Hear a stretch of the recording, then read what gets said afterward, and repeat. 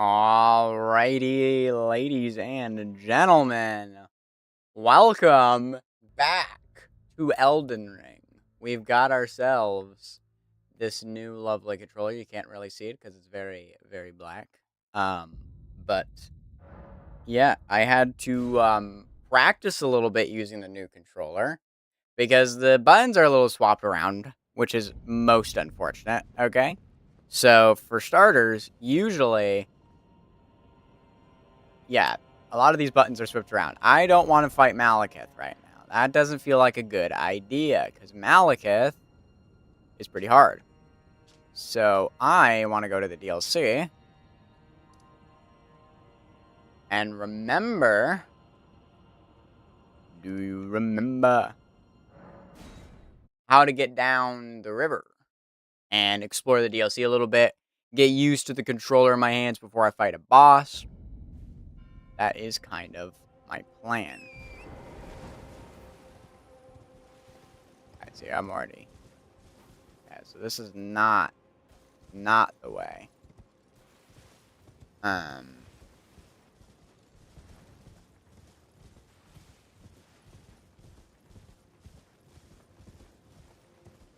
There is a way.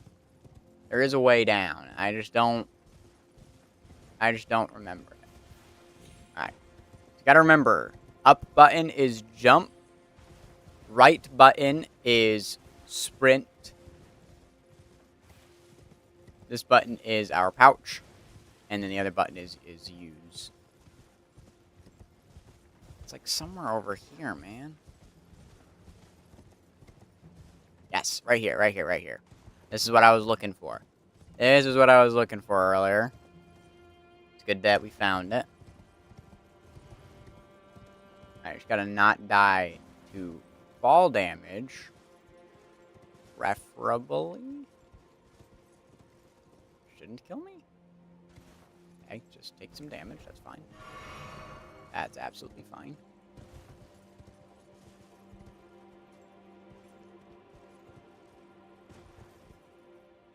That's fine.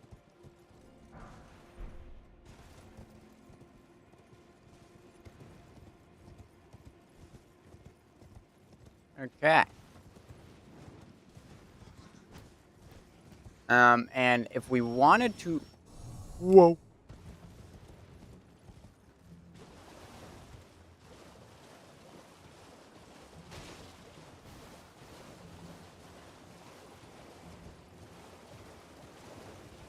Sorry. If we wanted to, we could also pivot into claws at any point.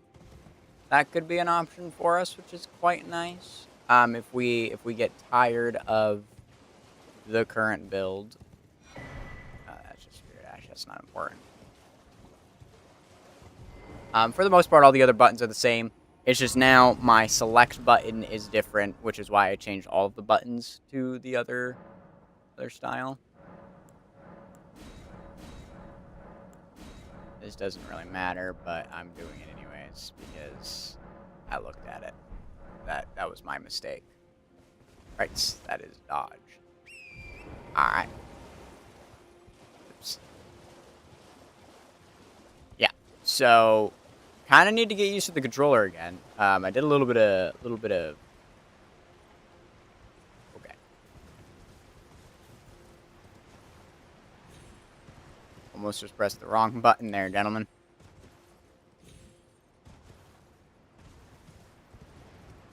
There we go. This is how you hold the controller. All right. Okay. All right.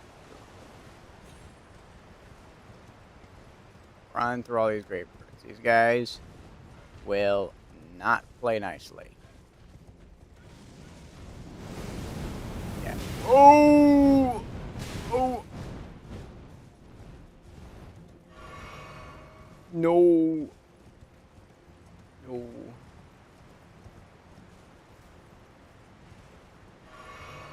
That was an accident. That was an accident. Okay. As you can see, there's a lot of learning that needs to happen. Alright. But the exploring is happening. I also think that probably by the time we get to 100 deaths,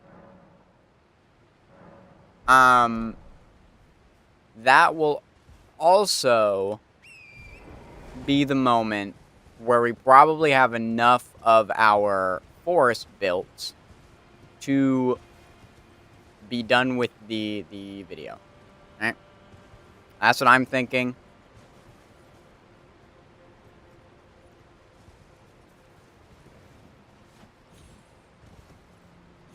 Right. That's chill. Okay, cool. So that's kind of the plan of action, is try not to die, but it's inevitable, and when we do, we have a forest, and that's good. All right, gentlemen. So today's topic, it's fascinating, ooh, because I have to think way more about what I'm doing in the game than I ever needed to before. Ooh, that guy's dead right there. That guy is dead. Yeah, don't mess with the roly-poly sheep, you know? It's not good. Yeah, there's somewhere to go over here. There's this guy, which is most concerning. He's actually a problem.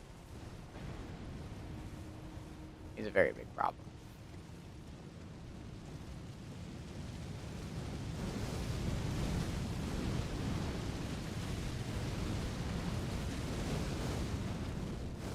Okay. That was scary. But we're gone. We are now to the Cerulean Coast, which is very nice. Very, very nice indeed. Oops, that's not the right button anymore. Alright. That's not the right button. This is why we need a little bit of practice. I'm having to think so much more, so I can't commentate as much anymore, because I have to think too much now. Alright, so gentlemen, to start today off, the thing I want to talk about, okay? So, in the group chat of my classmates, right?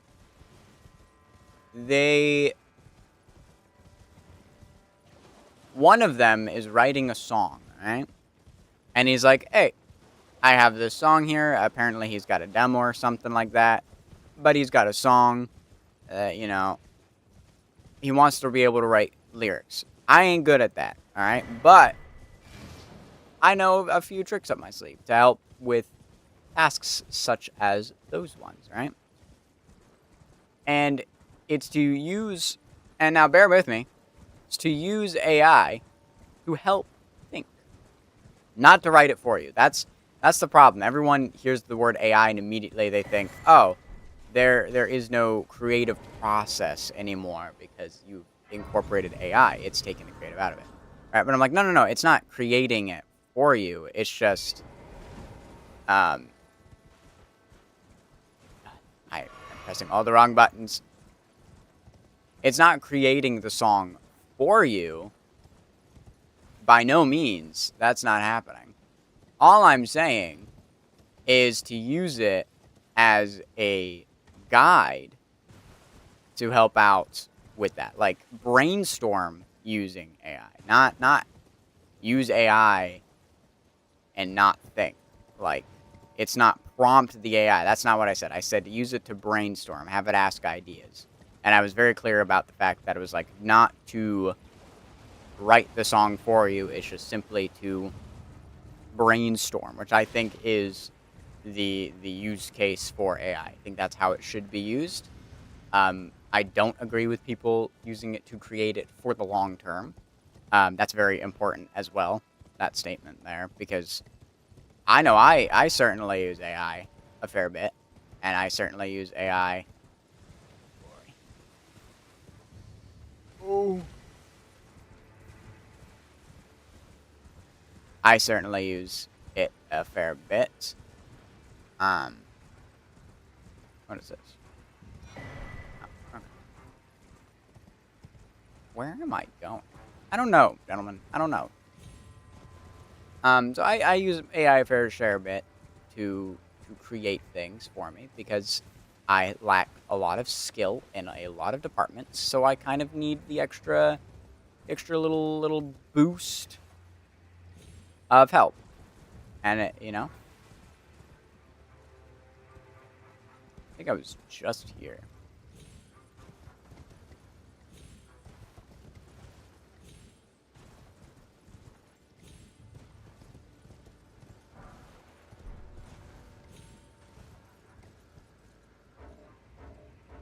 Oh. It's aggro on me. Is it the lightning bolt? No, it'd be shooting at me. Where? Am I going?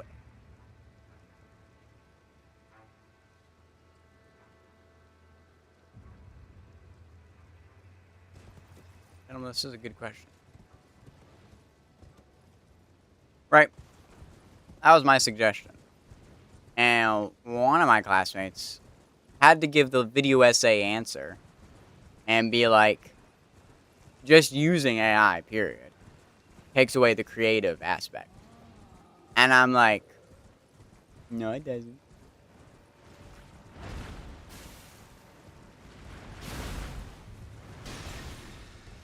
And that's a problem with people. They equate AI to just simply, I don't even know what they equate it to, but it not good.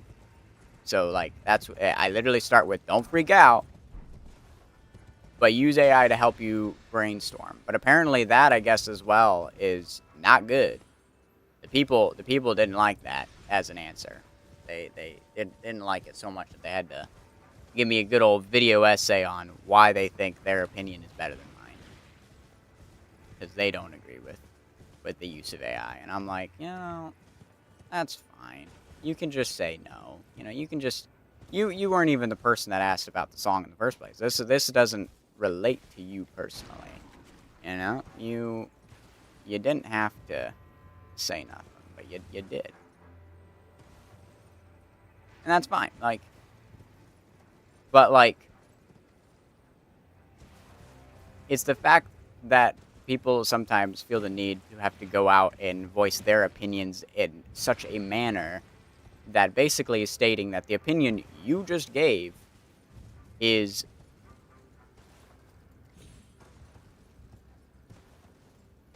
the wrong opinion, and I'm going to let you know.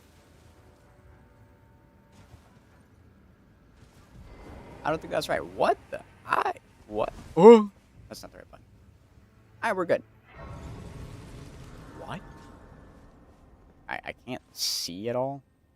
You're gonna put this shit on? Oh, that's... What? Sealed and obscured by Nicola. Oh, is this where I have to break the seal? Right. I did it again. That's not my jump button. I did swap all of my buttons so they matched my previous one, but the problem is in menus like these, that doesn't work. Right, because those buttons don't swap. Okay. So we made it to Cerulean Coast. That didn't get me closer to getting into here. So at the end of the day, we still have to fight Rolana. Because all this did was get me down here.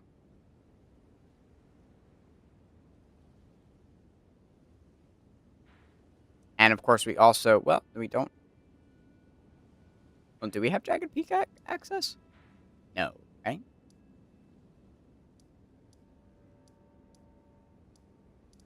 Oh, right, because we have to fight EDM to get to Dragon, to get this far. And then this is Charo's Hidden Grave, which I don't think really matters for us. We could fight ADM. ADM's not... ADM is an NPC fight. But I haven't tried fighting ADM, Ancient Dragon Man. Might be worth giving him the good old college try, alright? So I think that's what we're going to do. We're going to use him as our practice run. We're probably going to die. But that's fine. We just kind of have to kill that guy. Okay. I could have dodged that. I saw it in 4K.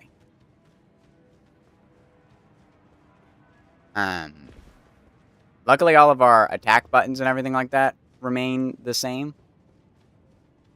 So, gentlemen, I don't think I care about that item. Oh, my. Oh, my.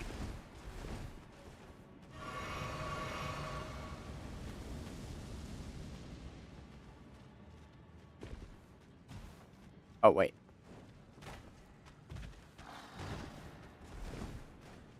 Sorry, wrong way, I think. Right? Which direction am I going? I don't know. Was that the right way? Or is this the right way? No. I am pressing the wrong button, gentlemen. I'm panicking, and I'm pressing muscle memory. I was going the right way originally. And then I second-guessed myself. It is this way. This is the correct way.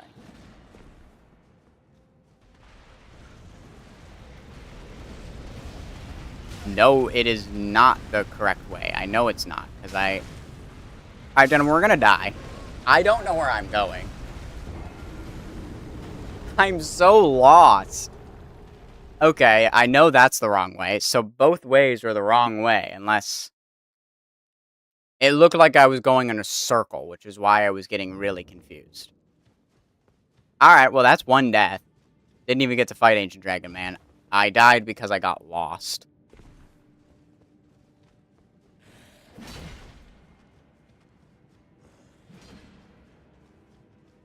Okay. Alright, run out here. Run over here. Right. Right.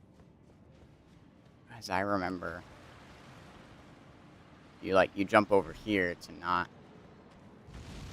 Oh, this is the way. This is the way. This is where I was supposed to go. This is it, gentlemen.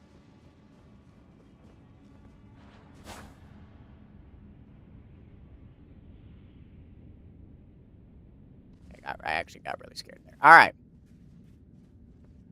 This is ADM.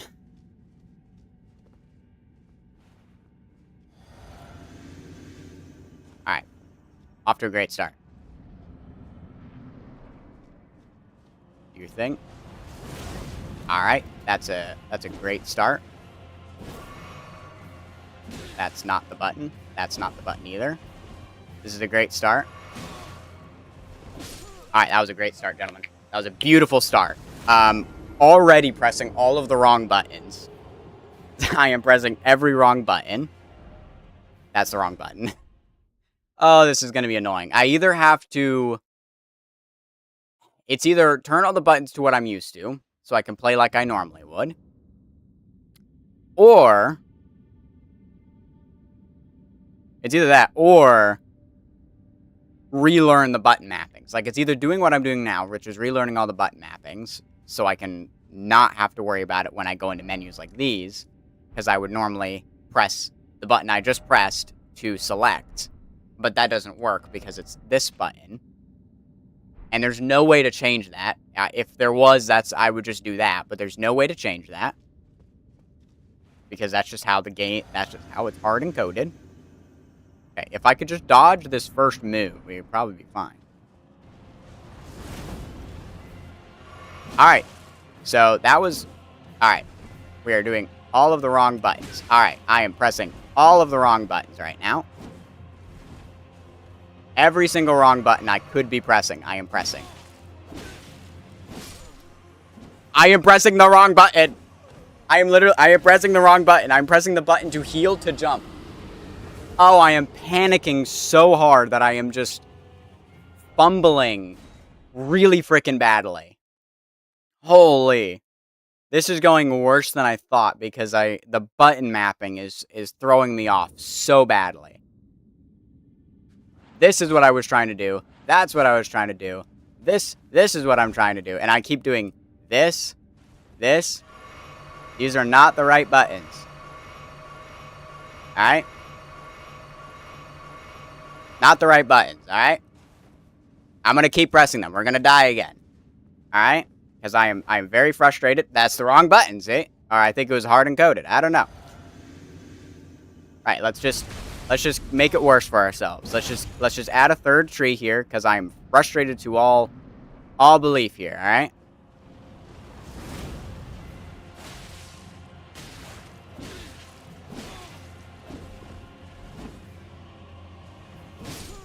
Wrong button. I wanted to jump. And I pressed the wrong button. I'm switching them back. I am switching them back. This is going so poorly. I should never have swapped them and tried to relearn what my muscle memory is used to after 100 hours of gameplay. Be like, alright, you're learning a new method of playing. I just have to get used to the fact that in menus, it won't be that way. So back step. You want to be that button. Jump. You want to be that button. Use item. We want to be that button. Yeah.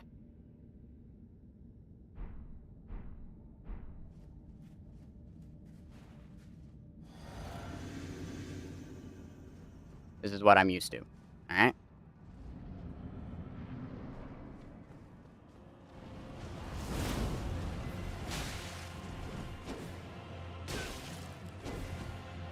Oh my gosh. How many strings do you have?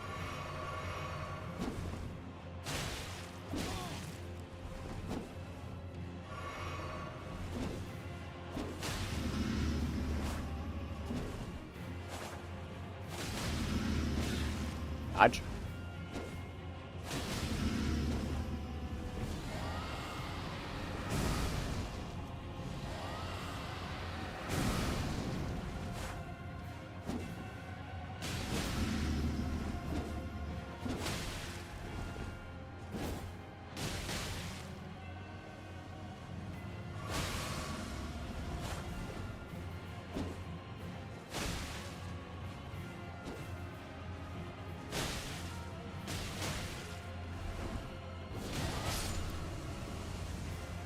That's all I needed to do. That's all I freaking needed to do.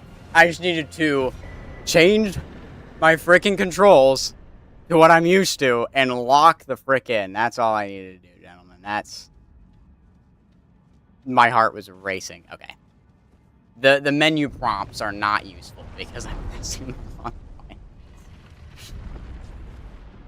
Alright, that's fine. I just locked the frick in. That's what I did right there, gentlemen. I just friggin' locked in. I'm actually going to turn the button prompts back to computer so that I don't... What's the friggin'... Wait, where's the... There's an option here to...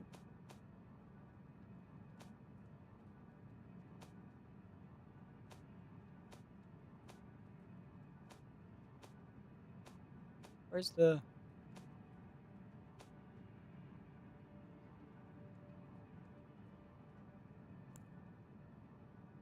I don't know what this...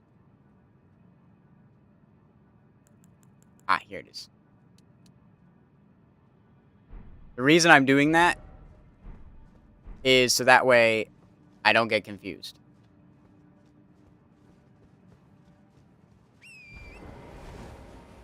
Whenever button prompts come up, it'll be whatever I have the keybinds as. And I won't confuse myself as to what needs to happen. Alright, so we are going... What direction do I need to go in? This way. We want to go this way, I think. Because going up to Jagged Peak, we're not talking with Bale, right? That's just not gonna happen. This is a dead end.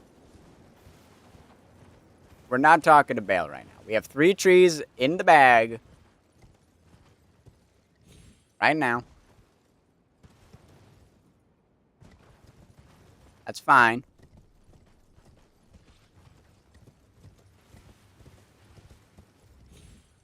Alright, tree, brother.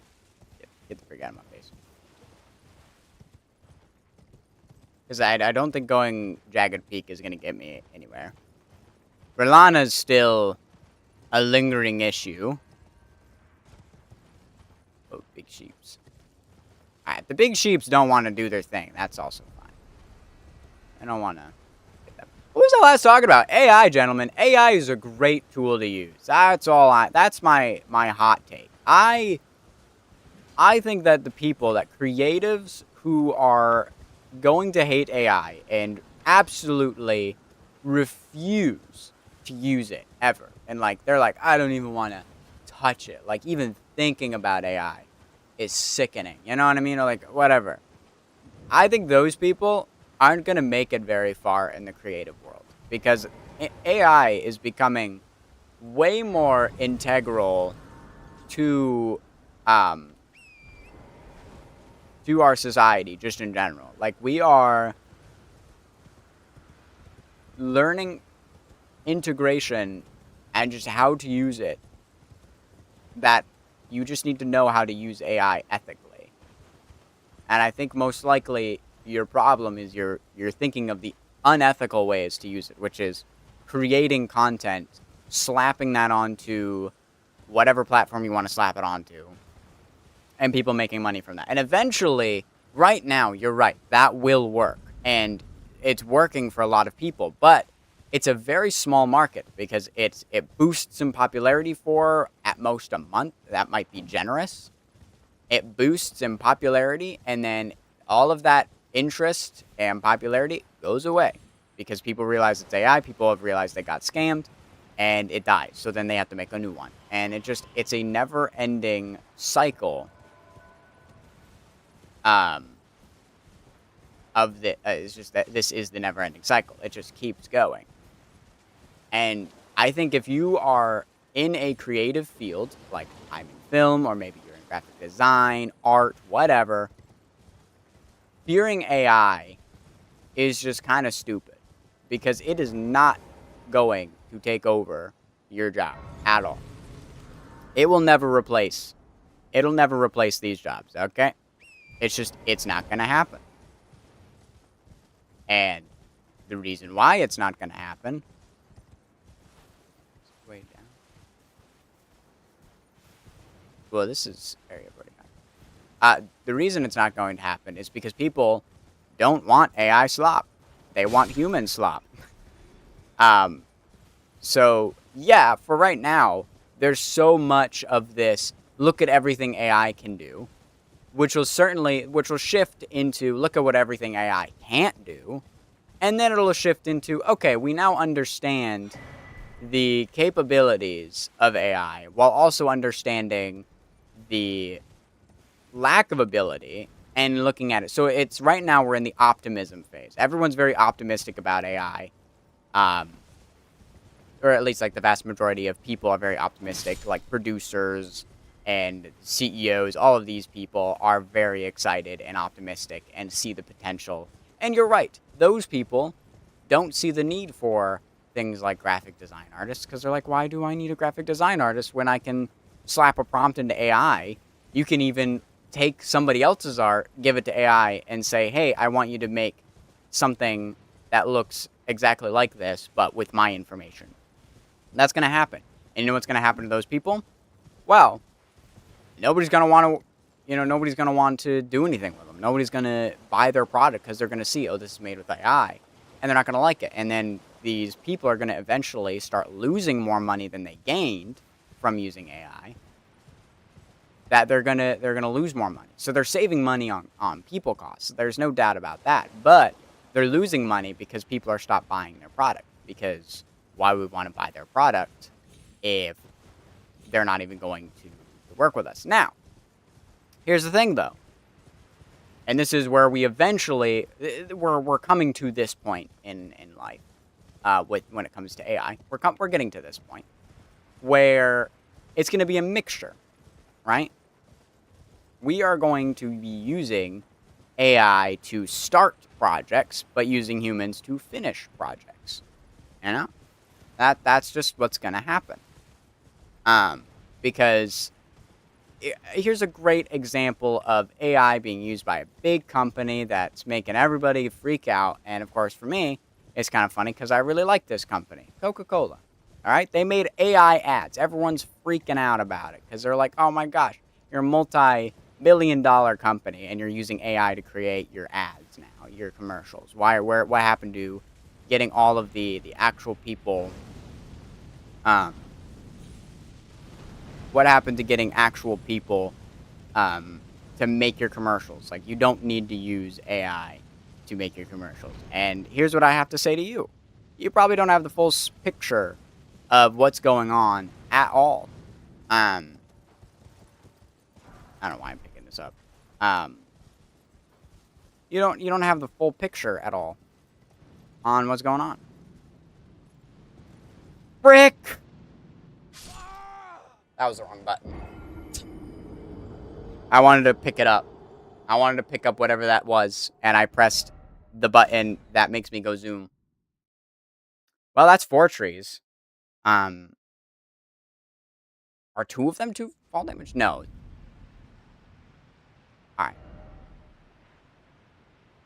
I don't think this leads me anywhere important. Like, legitimately, I don't think Charo's Hidden Grave gets me anywhere that I wasn't already, because I can't go down. I can't get into Cerulean Coast from here.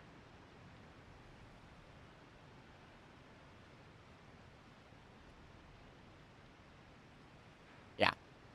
I have to break the Miquella seal in order to move on anywhere else. The only way I can do that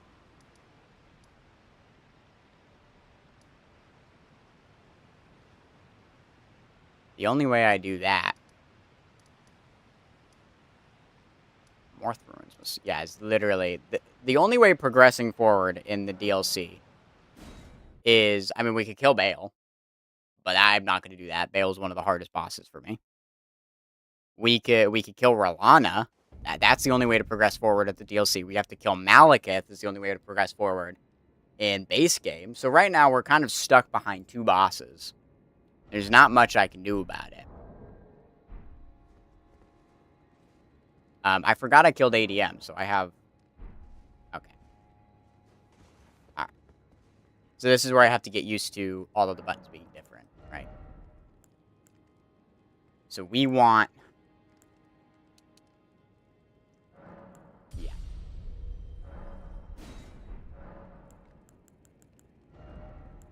So... turns out blood is not very good of an Ash of War. Well... Oops. The thing... the blood is useful, though. We do like the blood. Both of these scale well with Dex, which is why we swapped it. Maybe I just need to lock in against R'Larna. Alright, gentlemen. Clearing my mind right now. We are going to lock in.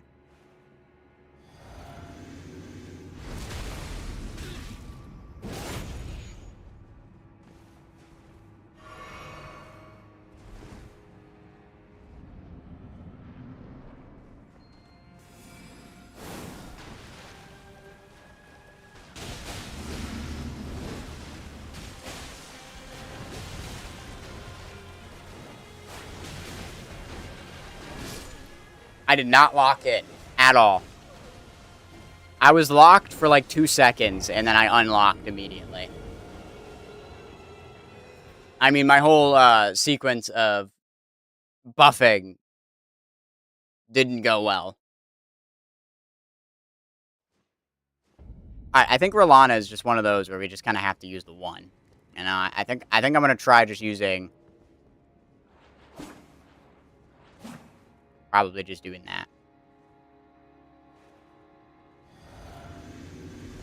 Right.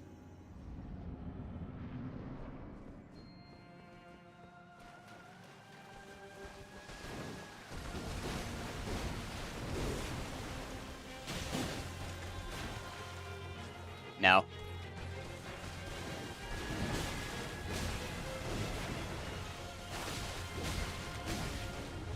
Alright.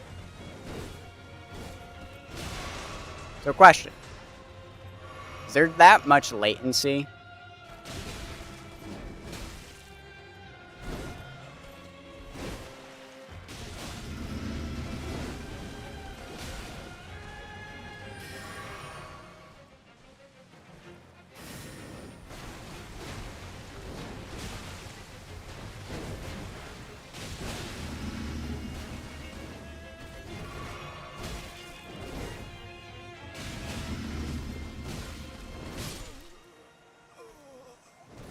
I still don't get it.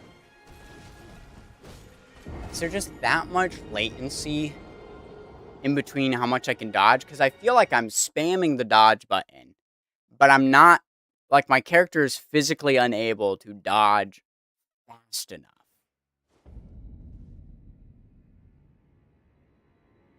You know what I mean?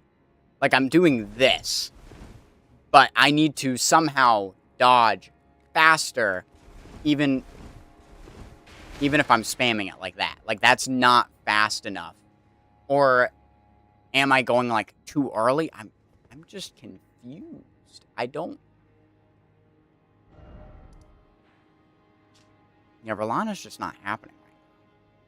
I would really love to kill friggin'... See, that's what I mean. That's the wrong button right there. It's this button that I need to click.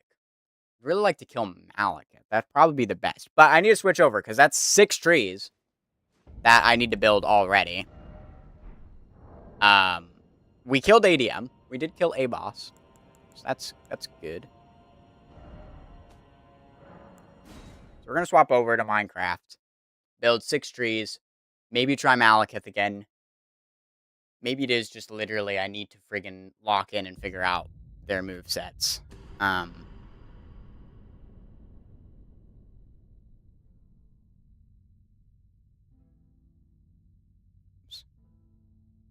This should be fine. Alright, here's the here's the stitch.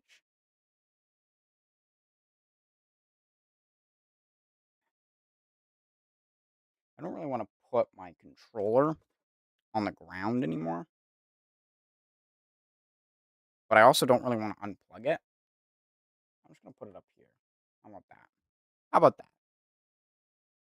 It's going to take some getting used to get used to the new controller. I do think it's a better option. Oh, yeah, I forgot I was over here. That's kind of crazy. All right.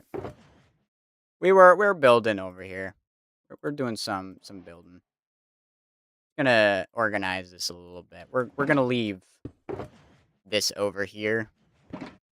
Clear my inventory. Whoa. A little laggy right now. A little laggy. Hold on. It'll clear up. Beautiful. So we have 6 more trees. Add to our lovely forest. I don't know, man. Unfortunately, what I was afraid was true is I'm just that bad at the game that the controller, like, maybe mattered. If nothing else, it's a placebo effect, you know? But it's also nice to have a controller specific to, specifically for friggin' thing. I'm gonna get a separate shulker box for just copper ore.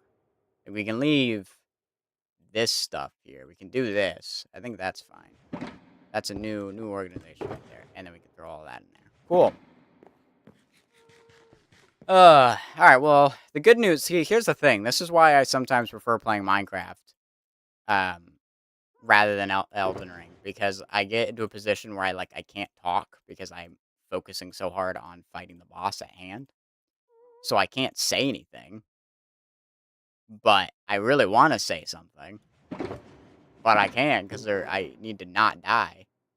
So I need to, completely lock in. I don't know, gentlemen. Maybe I'm just completely unlocked, you know? Alright. I can't wait to get a new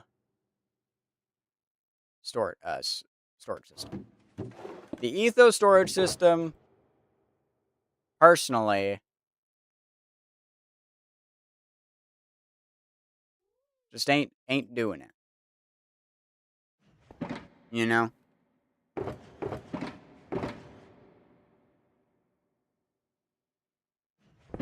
It just ain't doing it for me anymore. It's becoming a little bit more annoying to work with than your regular storage system, and it's not that enjoyable to use. I don't really want a tree right on the edge, but I do want one in this area because I think this area is just kind of lacking a tree. So I think I think a tree right here over top of over top of the road would be good. All right, so back to AI. So all that to be said, let's see. I'm trying to like collect my thoughts to figure out what exactly I was talking about last. And I know some people have bigger issues with it. You might also be thinking like other areas, like creative fields aren't the only field that's threatened by AI. You might be thinking I'm only think creative fields are threatening by AI. No, I think like coding is obviously one of those fields where you'd probably say is probably at threat of losing jobs. And right now it actually has. There are certain companies that have gotten rid of all of their new junior coders because they didn't need them because they had AI to do the junior coding, and then the senior coders can do the rest and kind of fix up all of the problems that they would usually have to fix from the junior coders, but now they just fix from the AI. The problem with that is all those junior coders are your future senior coders. So if you get rid of all of those coders and replace them with AI, you now have no senior coders because the AI, and I mean this, will never be able to equate to having the abilities of a senior coder. And I don't even know what goes into senior coding and what that actually looks like.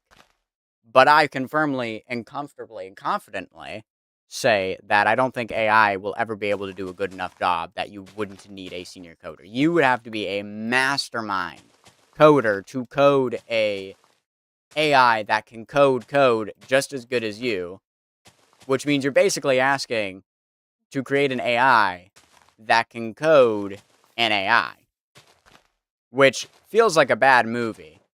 Yeah, or like a movie that's going to end poorly for the heroes, because now you have an AI that can make more AIs because it learned how to code AI, because that was the only way to make a efficient enough coding AI. So I don't personally think that those people, and so that company that got rid of all their junior things, now they had to rehire them all back because they needed them, because the AI just didn't cut it. And I don't think it ever will. I think we are currently, as a society with AI, reaching the bottleneck of AI. Like, we are kind of maximally where it's at least for this generation. Like, we're going to need a fresh set of eyes on the problem before AI can ever get better. And even still, once it gets better, it will not be able to surpass human capability. Not intelligence. For goodness sakes, it's already succeeded human intelligence, but at the same time it hasn't, because all of the intelligence AI has is human. Like, think about that. I just thought about that. As I was making that statement, I just thought about that. And I'm now proving my own statement false, because you're right. AI can never be smarter than a human because it can't think on its own, so it can't create on its own. Like, yes, it can literally do the math faster and smarter, in quotation marks, right? But that doesn't mean that, like, where do you think it learned that math from? Who invented that math? Well, humanity figured out math and how to do math for whatever project that needed to be done, right? Humanity was the one that figured it out. The AI simply is just taking what humanity has already done, putting it into its algorithms humanity created to spit out an answer. Can it do it faster than a human? Yes, but that's where I think the use case for AI is. That's where you use it. It's not to replace, but as an aid to help people achieve greater things. But we, right now, as a society, are afraid of being replaced, and companies are only viewing the potential of AI as a replacement, mainly because it would be cheaper. But then you realize that by using AI for certain things, it becomes a lot more expensive because you have to go in and fix all of the problems that the AI created, when if you just had hired the human in the first place, those problems probably never would have been there, because the human has the experience of knowing what the problems are knowing what the problem is going to be before the problem even happens. Like, that's how you know you're really good at what you do, is when before you even, like, fully get into a project, you can already spot the problems that you're gonna need to solve later. And therefore, fix them before they become a problem. And that's something I don't think AI can ever get to. You can give it as many training whatevers as you want, but it's never truly going to get to a level of human understanding when it comes to wisdom. Like AI will not have wisdom. It can't. Because wisdom is knowledge with experience. It's the combination of the two. At least I think in that context, wisdom is kind of just a mixture of. Wisdom is having knowledge and knowing how to use knowledge. Being smart is just having the knowledge. Being wise means you know how to use the knowledge you currently have. That also means knowing when you don't need to use the knowledge that you have. AKA knowing when to shut up. Because it's not important to argue a point that's not important. And, yeah.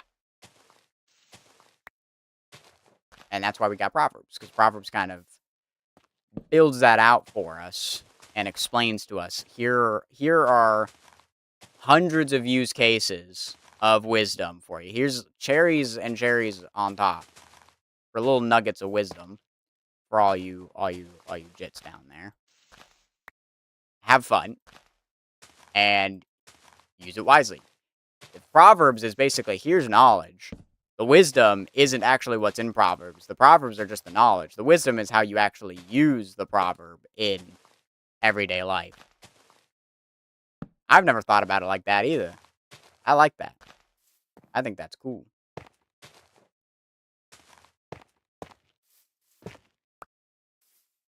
But yeah, man.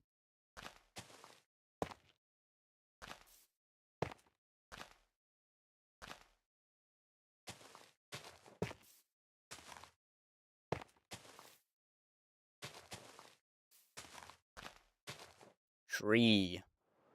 Tree number 1. Yeah. That is a windy tree right there, but I think that works because it's on the road. Not my best work, if I'm being honest, but we were in the middle of a tangent. Alright. Now we gotta build trees out here, because look at this. We are... Alright, I just gotta take a look at this, because we are really close to being done. Right, we have this row right here, and then, like, this pocket to finish up. And that's it, actually. It's just this row right here. This is the last of the trees that we need to build to finish the forest to the degree I want to finish it to. And we're done with the challenge. So now the new challenge for me is, can I at least beat base game? There's no way I'm beating DLC. Can I beat at least base game?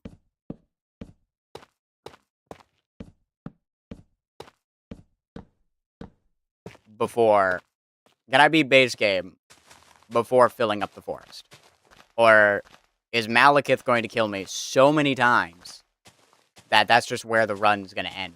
That's as far as I could get was Malekith before I just died way too much. So I think, for the sake of that mentality, we're going to try to beat Malekith so we can get to Ashen Capital. Once we get to Ashen Capital, I think I could beat the game.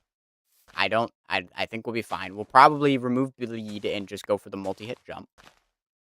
And if we happen to have space for trees left over, we can then start diving into the DLC a little bit more and seeing if we can't, how far into the DLC we can get. But we really shouldn't pay attention to the DLC as much anymore, just so that way I can kind of figure it out. Alright, I'm getting thirsty. I'm also getting a little hot. So I'm probably going to get myself something to drink soon. But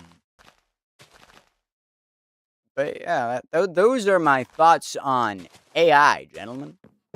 Whole spiel on the subject matter. You're welcome. I'm glad you lent me an ear for that. Because it's a very big topic. It's a very big thing that I think people are foolishly afraid of. And they shouldn't be. And they're even more foolish for being so scared of it that they refuse to use it and then think they're high and mighty for not using it. And I'm like, okay. Oh, you know what? I never finished this thread of conversation. Going back to the Coke commercial, right? Coke used that. Well, I'm pretty sure they used that to start, and then VFX artists went in to add in all of the other details. And I think that's eventually where AI is going to get to a place. And trust me, if it's possible. Now, I can't necessarily speak for the VFX artists, but I know personally for me, I would have been quite happy if the bulk of the annoying, tedious work that needed to get done to get the shot done could be done with a click of a button. And then you can go in and clean it up and really add the flair to it. That'd make me so happy.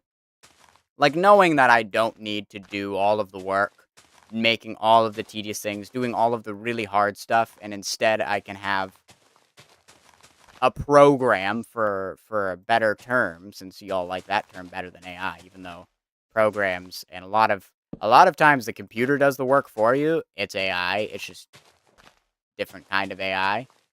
But yeah, it'd be really nice to know that I don't have to create, 1,000 frames of VFX shots for this commercial, because the majority of the work has been done with a click of a button. That's quite nice.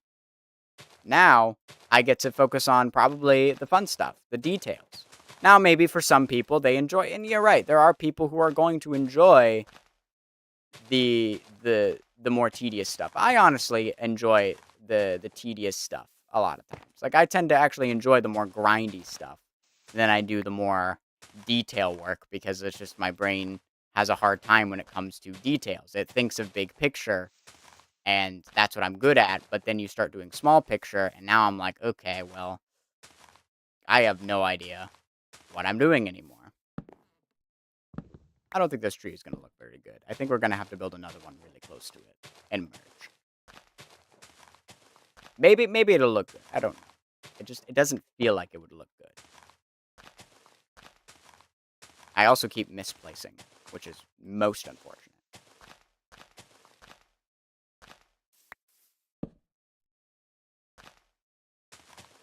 So do not be afraid of AI, because it does not have the ability to surpass you. That's all I'm gonna say. And then, because you now know that it can't be better than you, you can either... You basically have two options. You can either then figure out how to use it correctly and ethically, or vow to never use it again and make your life much harder than it needs to be, because you think you can be better. Alright. Cool. You can do that if you want to. I ain't. I'm certainly going to take advantage of it. So I used... Oh, that actually didn't come out as bad as I thought it would. So I used AI to help me write my thesis. What I did is I wrote my thesis and then gave AI my character sheet and my script and said, hey, are my characters the way I said they're supposed to be? And then AI was like, no. I have a black screen? Hey, I don't know if it's just me, but I have a black screen. I don't believe you, because I'm on the right thing. I'm going to check right now. Just for you, my guy. Okay. I always forget how to do it on the phone. Following. Well, we can go. Don't allow. No, I want... You lied to me, Steven. Anyways, welcome in, Gek. Cube. You maybe want to refresh. I've had this issue with Twitch before where it's just stupid. And for some reason, it does this, like, black screen thing. That's 2 trees, by the way, gentlemen. So that could be the source of your problems, is it's just Twitch being stupid. So refresh, maybe. That might help, because on my end, it's going through correctly. So I don't think it's my end, because I pulled up Twitch on my phone, and everything was normal. So that could help. That could help. Yeah, I think it's foolish to be afraid of AI because AI can't surpass humans. So you can either be pious and like, oh, I'll just do it without it. Look at me. I'm better than all of the other people that use AI because I don't use it. I'm like, okay, that's not really the mindset you should have. Especially not like as Christians, we shouldn't ever have a pious mindset because we don't do something. Like, Jesus wasn't walking around like, hey, look at me not doing all of these things that the Pharisees are doing and instead following God and, the heart of why God gave us all of the laws and the rules, you know? So, like, that's just kind of where I lie on the subject. I think people just kind of go crazy for AI. They think it's crazy. Again, most people hear somebody who's like, "Oh yeah, I like using AI." They just assume, "Oh, you're just using it to do everything." And I'm like, "No." This is what I was saying earlier. So I gave AI my script and my character sheet, and I said, "Hey, are my characters the way I said they're supposed to be? This character is supposed to be like this. These are their character traits. These are their enneagram. This is that. Blah blah blah. All of this information, right?"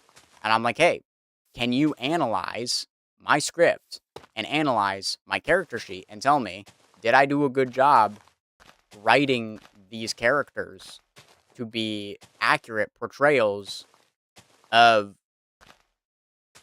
who they're supposed to be? Did I do a good job of writing my characters the way I said they should be?" And AI was literally like, "No, you said they should be like this, and the response that they're giving is that." And that's not an Enneagram 5 thing to do. They wouldn't be like this. They wouldn't be in this position because they wouldn't mentally think about that. I'm like, "You're right.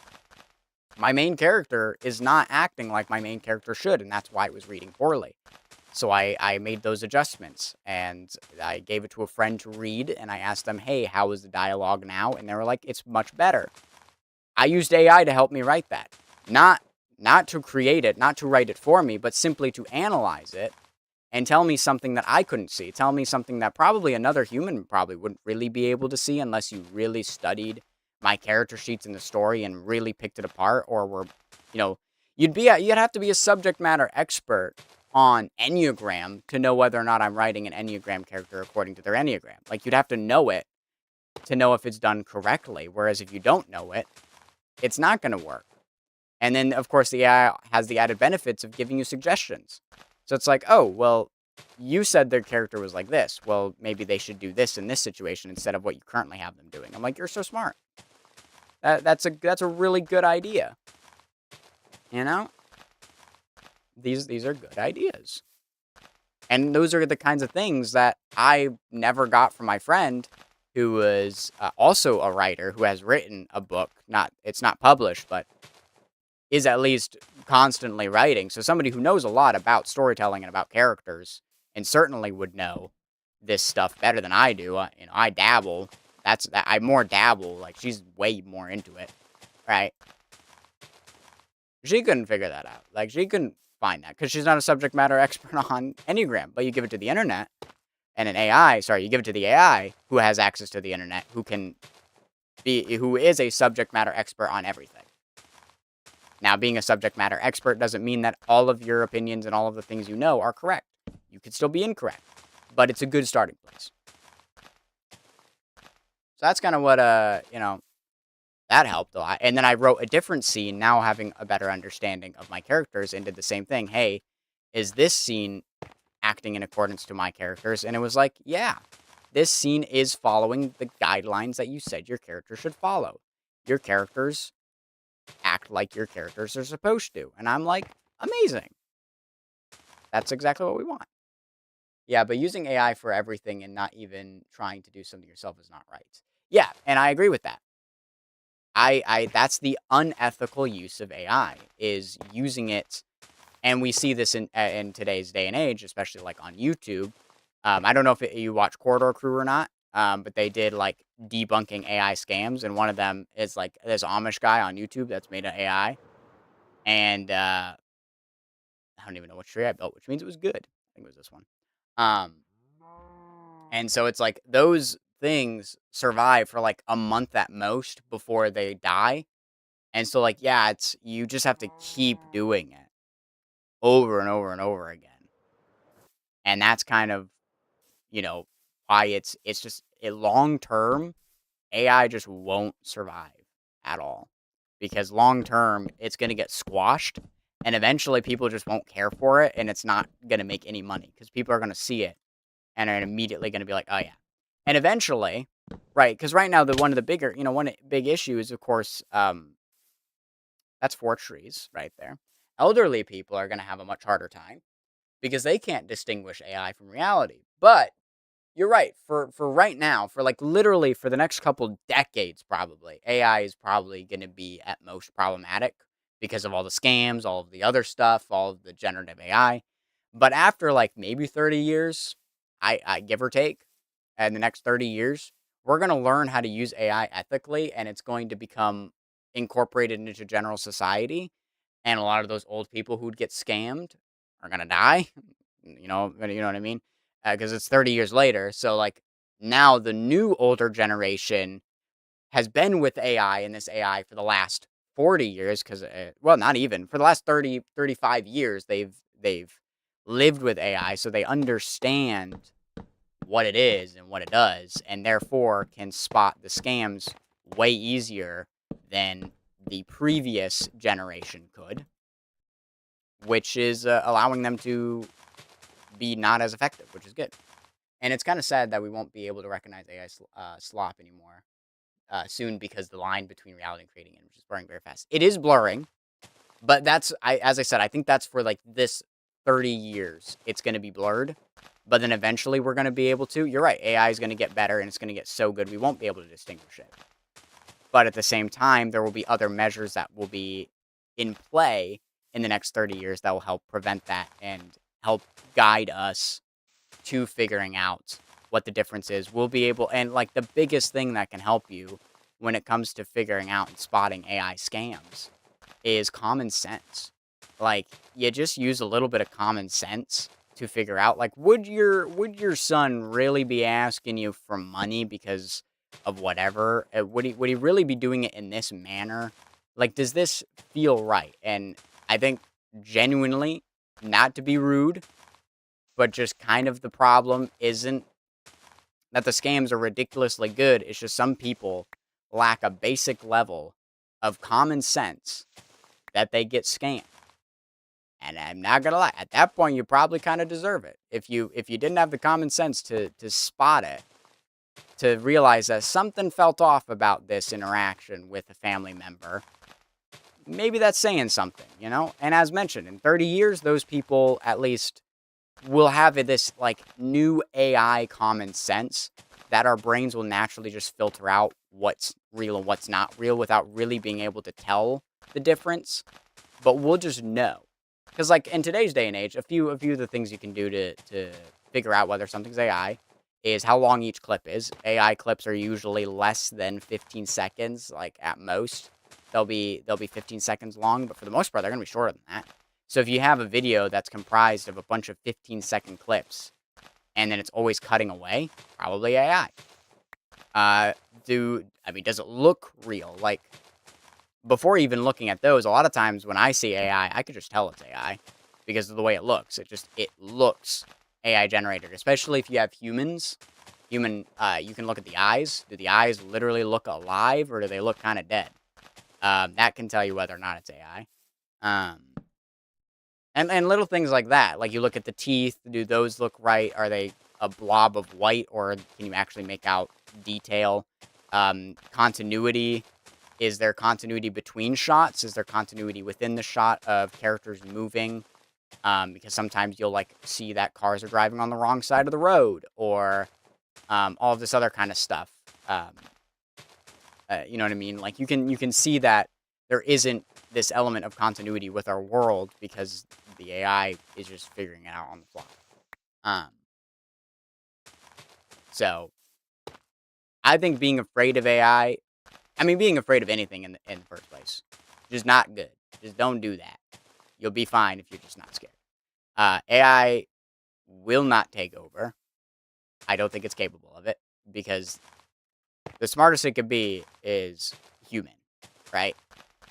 It can only ever be as smart as a human. It can't really be smarter because, like, can it have a wealth of data? Yeah. But where did it get that data from? Humans. We're the ones who gave it the data in the first place. So, that's all I'm saying.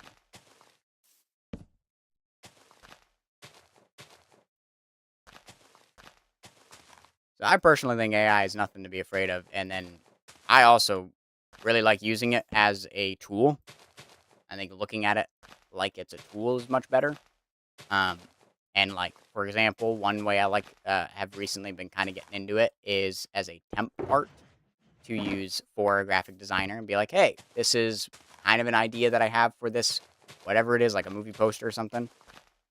This is kind of the vibes that I'm looking for. Can you turn it into something that actually looks good? And then they could go and turn it into something that looks good. You know what I mean? Whereas, like, I don't have the artistic skill, so now I have to describe the whole thing to them. And they just kind of have to figure it out. And that's not great. That's not easy.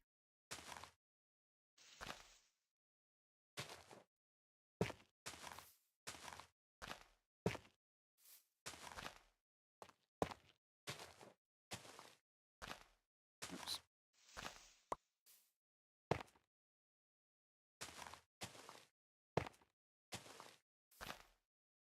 All right. That's tree number 5. Maybe it won't take over, but people will give up their creativity because of it. That's, yeah, true.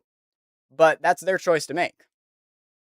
Like, people will opt. And, like, we see people do... We've seen, like, producers or CEOs of people who own companies will do that. Why? Because it's cheaper. But you're right. It loses the humanity of the art, which makes it art, and it loses a whole bunch of stuff that at the end of the day, it's just not worth giving up. And again, I think that point, we won't achieve that point for another 30 years. Like right now, we're just in that. We currently are existing in the phase of uncertainty. We just have no idea what to do about this so-called issue. We just kind of have to deal with it. Wow, just enough. All right, that's 6 trees. That is 6 more trees to this forest. So we just kind of have to deal with it. And that's fine. That's fine. That's just we have to learn and adapt and figure out what to do. It'll be hard, but once we got it, we got it, and we don't need to worry about it anymore. And like you can let it destroy you and kind of consume you and all that, or you can learn how to use it. You know, use it specifically ethically. And you're golden. Do I have spruce logs? No. You know, it's not only about ChatGPT or something. It's just something that'll come into everyday life. Exactly. Like eventually, like if you think about it, this is going to be, AI is going to be something that's just going to be incorporated. I mean, it already kind of has. If you think about it, Google is AI. It has been. It always has been. It takes something you said and automatic or what does AI stand for? Not automatic intelligence. Artificial intelligence. Artificially, intelligently figures out from your question what you're looking for based off of keywords. It's an AI. All of the stuff that does things like that are AIs. AI has existed before AI existed, you know? It's always been in existence. Okay. I need something to drink because my throat needs liquid.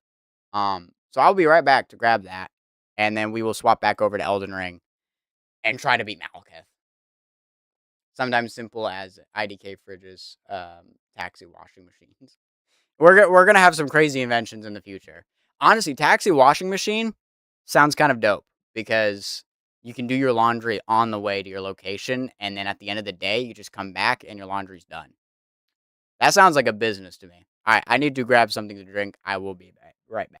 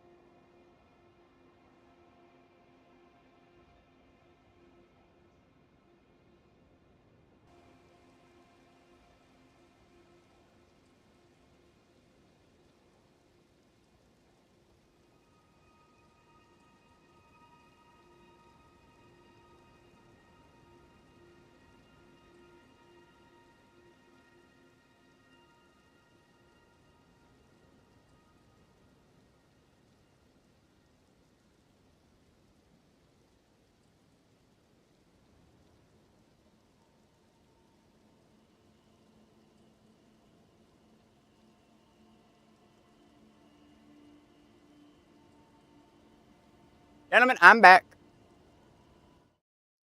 to the Elden Ring. All right, I had to help my mom flip a mattress real quick. She almost tripped on the mattress. All right, can I get rid of this? Oh, no, don't open that. Okay. Good, good, good, good. All right, go.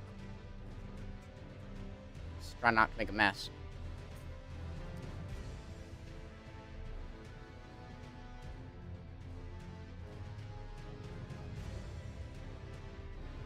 You don't want AI as Big Brother watching me on every corner because everything will be scanned by it.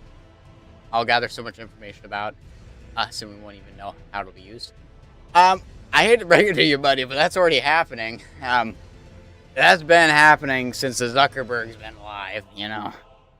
Brother has already been tracking all of our data, and then using it to create ads. Your phone's listening to you, and so every time you make mentions of things, appreciate the follow. Every time you make mentions of things, I thought that, dude, I thought for a second, because of the walls, it looks more black on the stream. So I thought for a second I was not in full screen. It's just the walls. We're good. But yeah, our information's already being tracked and sold and everything like that. That's why, like, browsers like DuckDuckGo exist, or VPNs. That's why they exist, because we're already being tracked in everything we do. It's too late for that. That's been in effect since social media existed.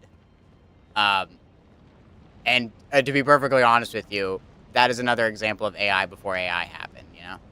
Alright, we're gonna fight Malekith. I might not pay attention to chat very much because I need to lock in. Either that or we're building like 5 more trees really quickly. This guy is always a problem, so we're gonna run like this. Take the corner so he shoots that.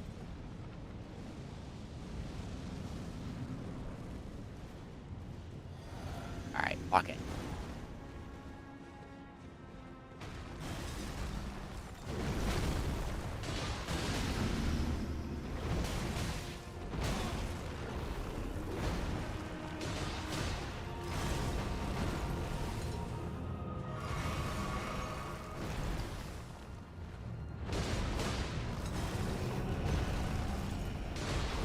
I jumped too soon, but...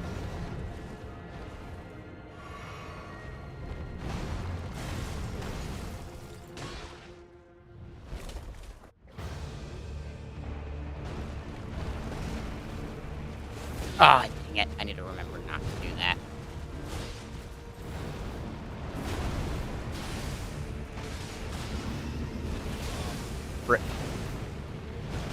Oh, that's just unfortunate timing. I was going the wrong direction for that, and I always forget about the double slash, so I always jump for an attack when I shouldn't jump for an attack. But the Beastman portion went really smoothly. Usually that's not how it goes. I usually have a better time with Malekith himself than when he's in Beastman form. So that's nice.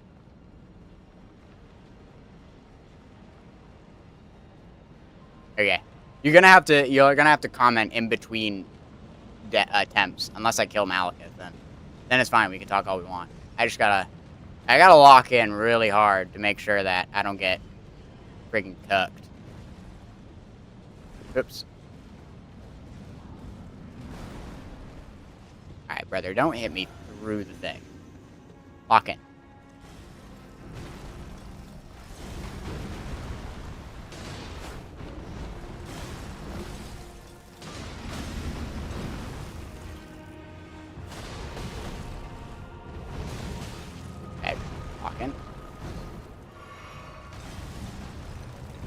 Oh, too soon.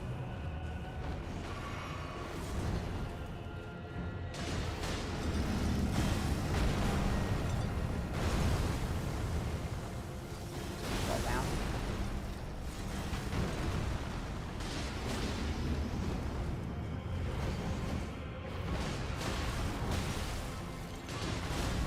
Okay.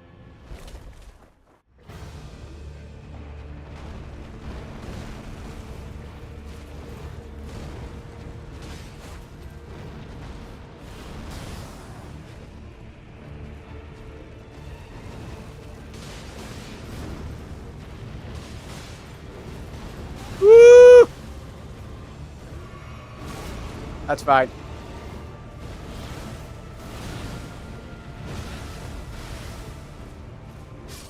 What?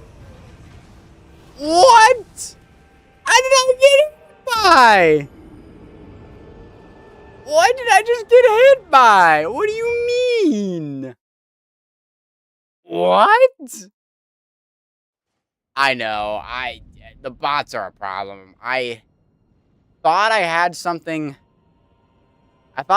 installed that should be getting rid of them, but I guess it's not working. Alright, hold on. I need to...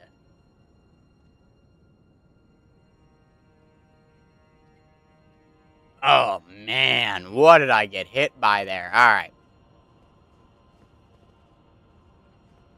Let me tell you what I had for lunch today, because it's really interesting, alright? On my Instagram... this is context, by the way. On my Instagram, I taste random things for funsies. And so for lunch, I had the wonderful idea to try a peanut butter and cheese grilled cheese sandwich. So that's what I had for lunch. It was surprisingly good. The only critique is I needed more cheese. I only put one slice on. I needed more. All right, lock in.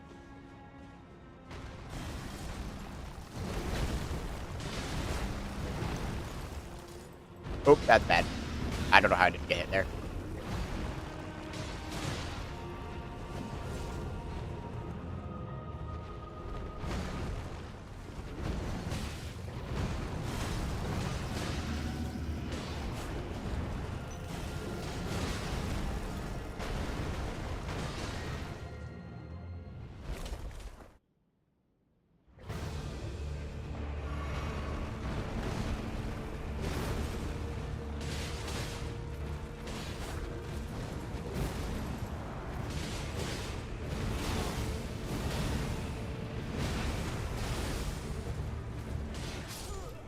Alright, so apparently he has a hitbox because I died to the same portion of the move, which was him jumping.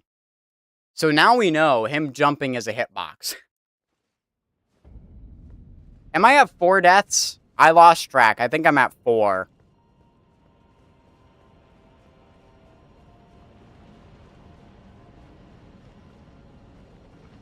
I'm gonna just say I'm at 4.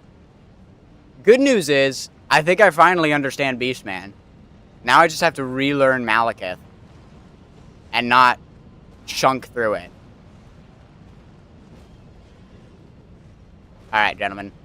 Lock in.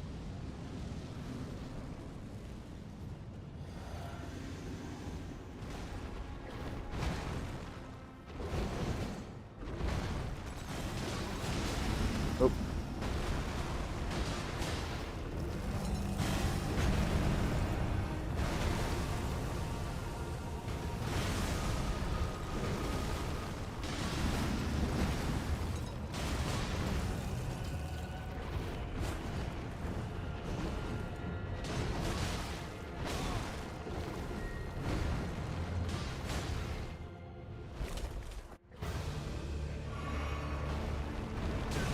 Oh, that hit.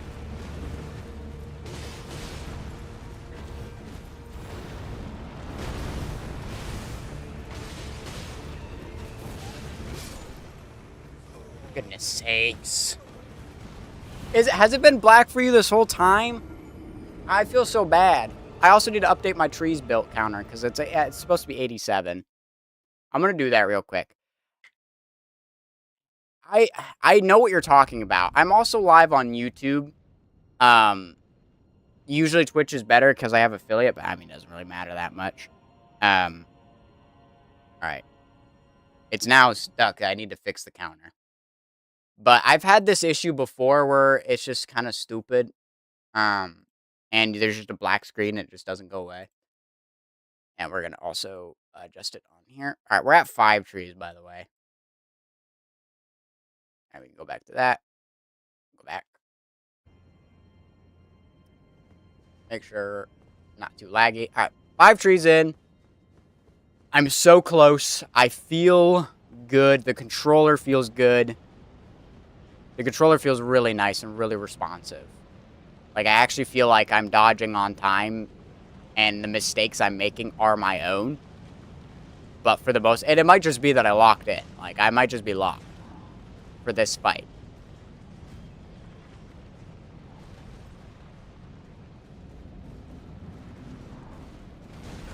Alright, brother. Can you not do that?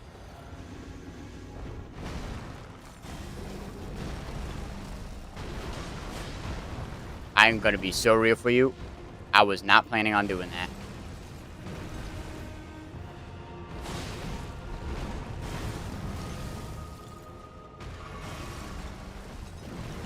I should not have dodged backwards on that. I am not locked.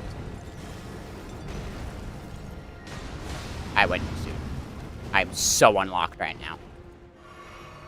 This is not good.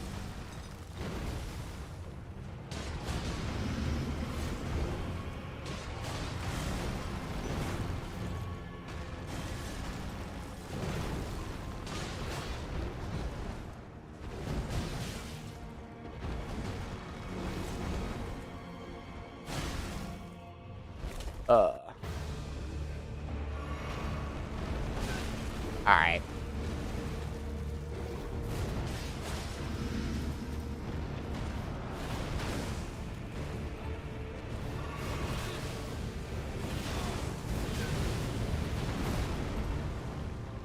Cool.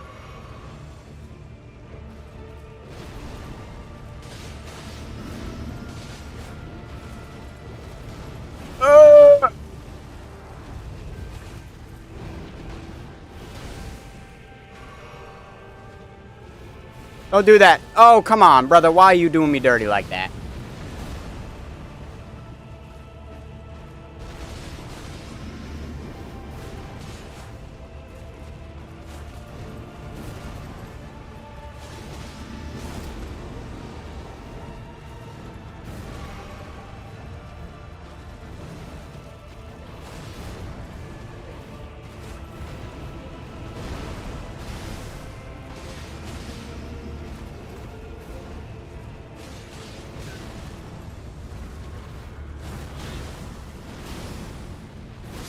Dang it! Oh, I dodged wrong. Oh, I got antsy at the end. I got so antsy at the end.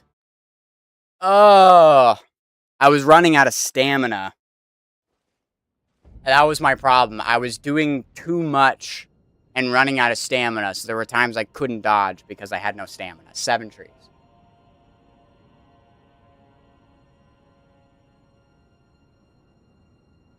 It didn't help that I was very unlocked for the start of the fight. Alright. Let's not make it 8. Alright, we're so close. We're almost there. The jump attack build is fine. The build was never the problem. This is a good build. I'm just using it very poorly.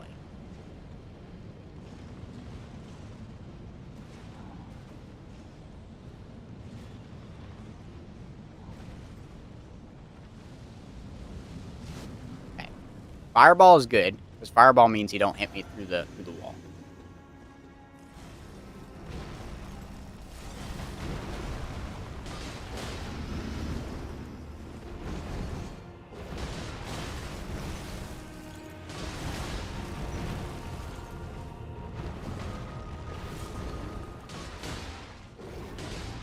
Beautiful.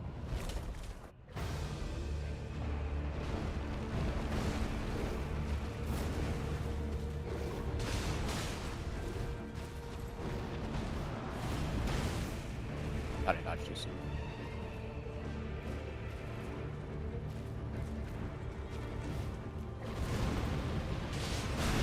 Oh.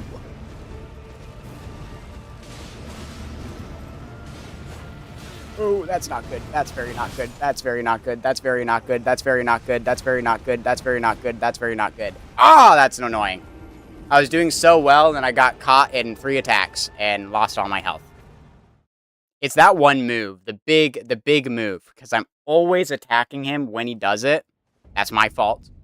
I'm always attacking him when he does it, and then I can't run away fast enough to dodge the move. And so I always get caught in it. I have not dodged that move successfully because I am never anticipating it. Oh, man. Hey, but I did a hitless beast, man. We're at 8 trees. I'm going to cap myself at 10. So I have 2 more attempts. Because I don't want to build 8 trees. But it's too late.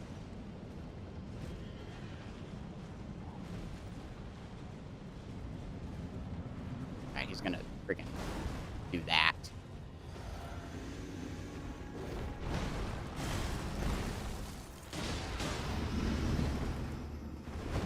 Aw, oh, dang it. Nope. What? Oh.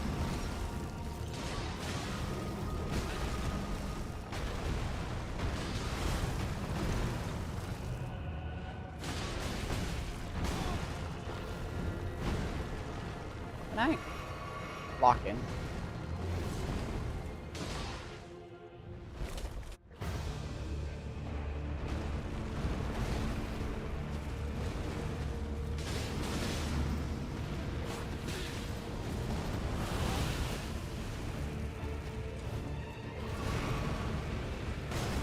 Alright.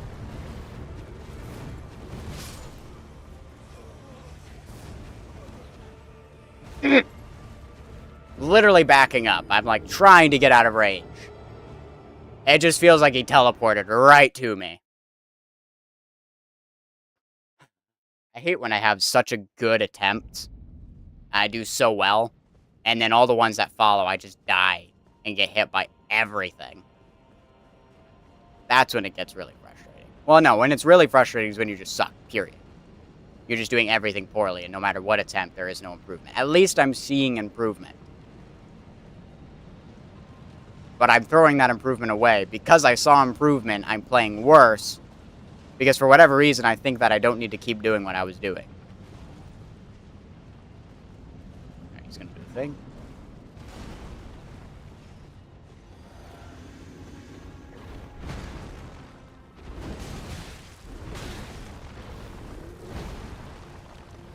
For goodness sakes, I hate it. Awesome.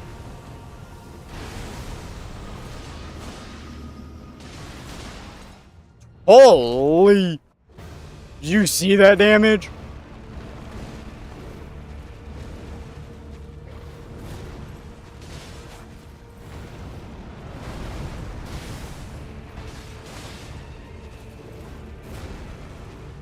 Right.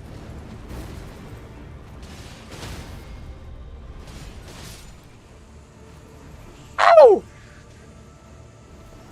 Oh, gentlemen, we capped it at 9. We do not have to build 10 trees. We only have to build 9. That's still not good. But we can progress the DLC. Or, the base game. Oh, man. What was that damage?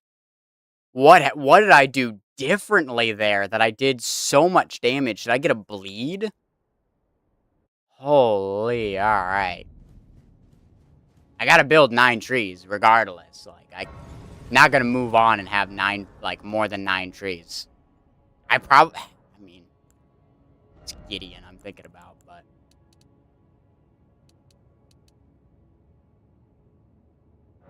I mean, yeah. At this point, we're leveling Dex. Holy.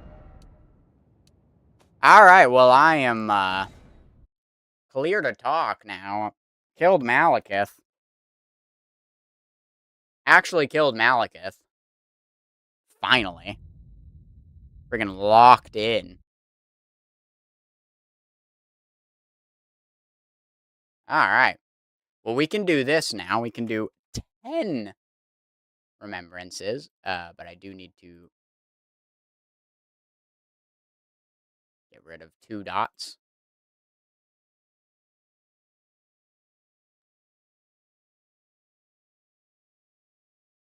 Alright. 10 trees. 10 trees. No, 9, 9, 9, 9. We only need to build 9.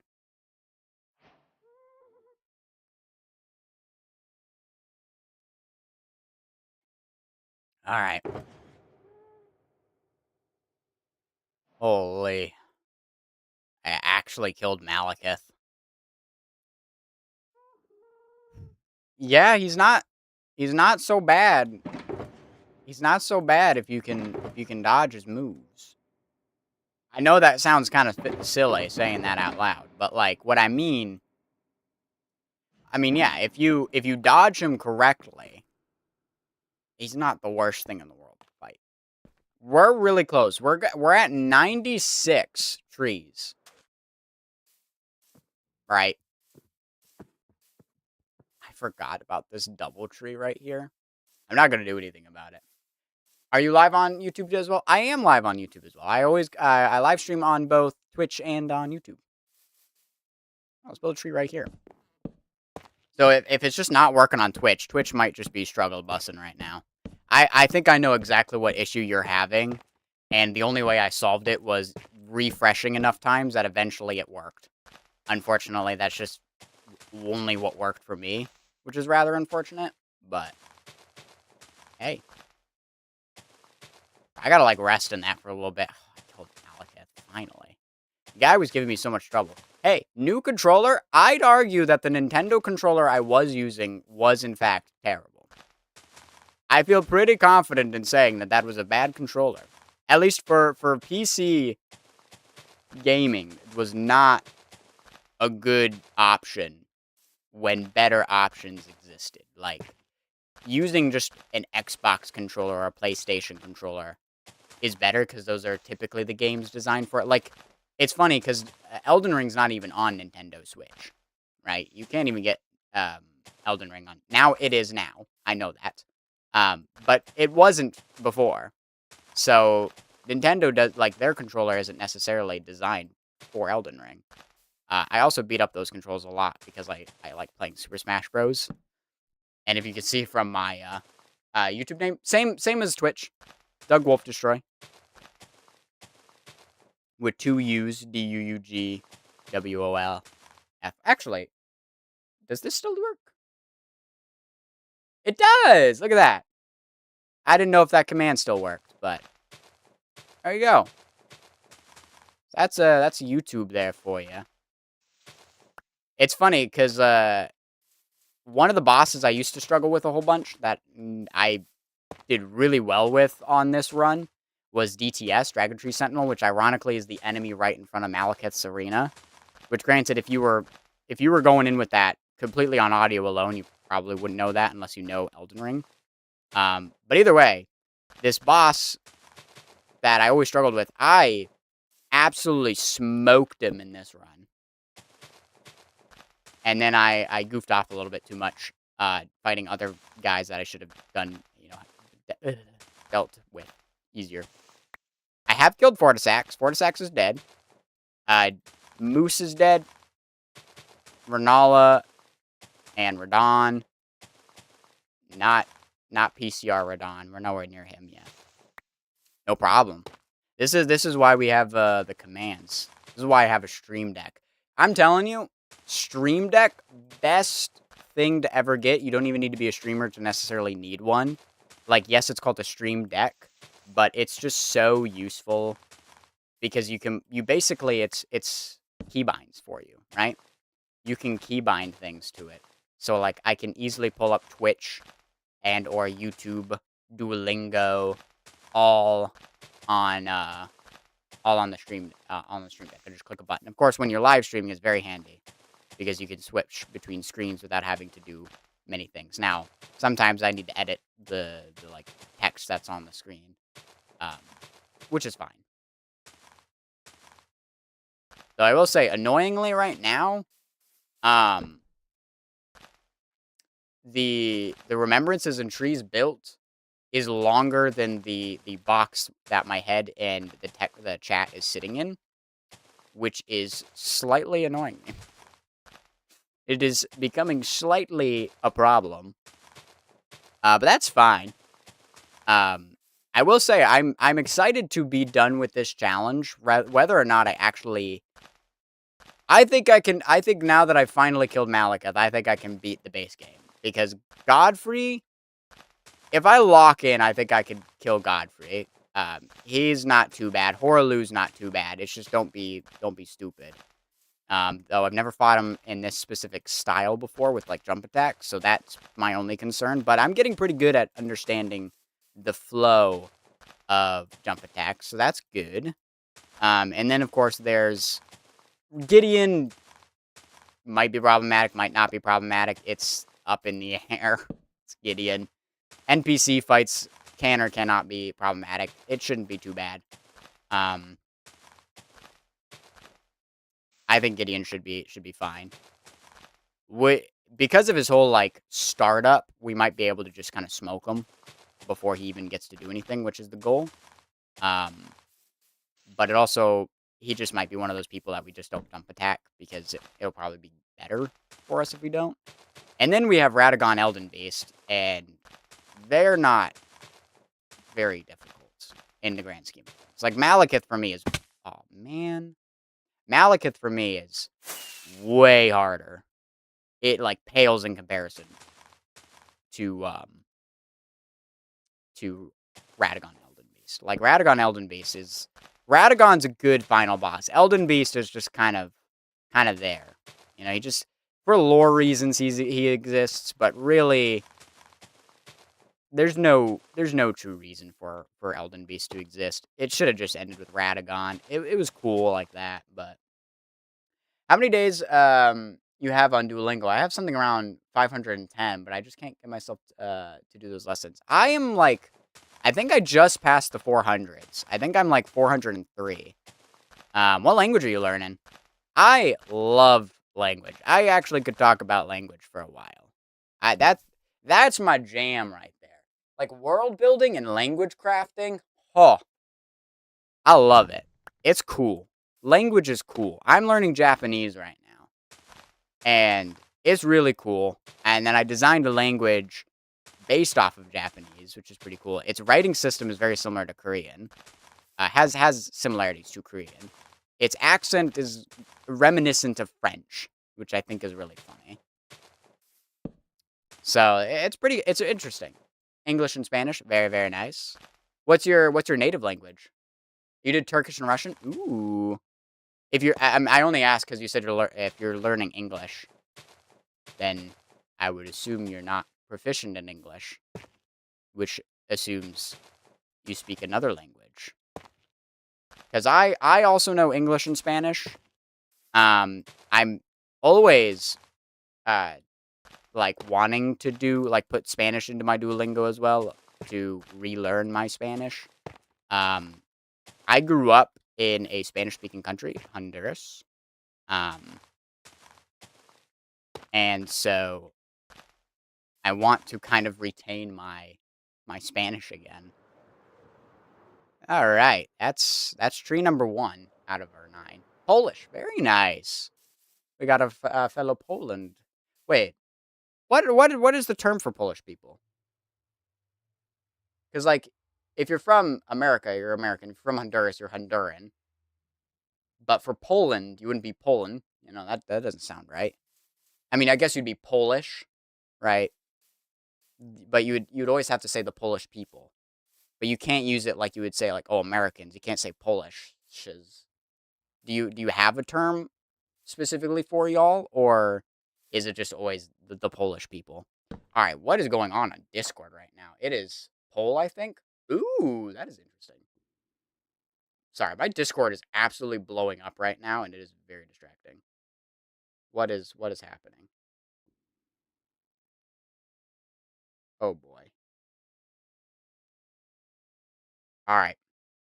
So I am a part of now I have to get rid of these other notifications. Okay. I don't have OCD, but I can't stand the sight of notifications.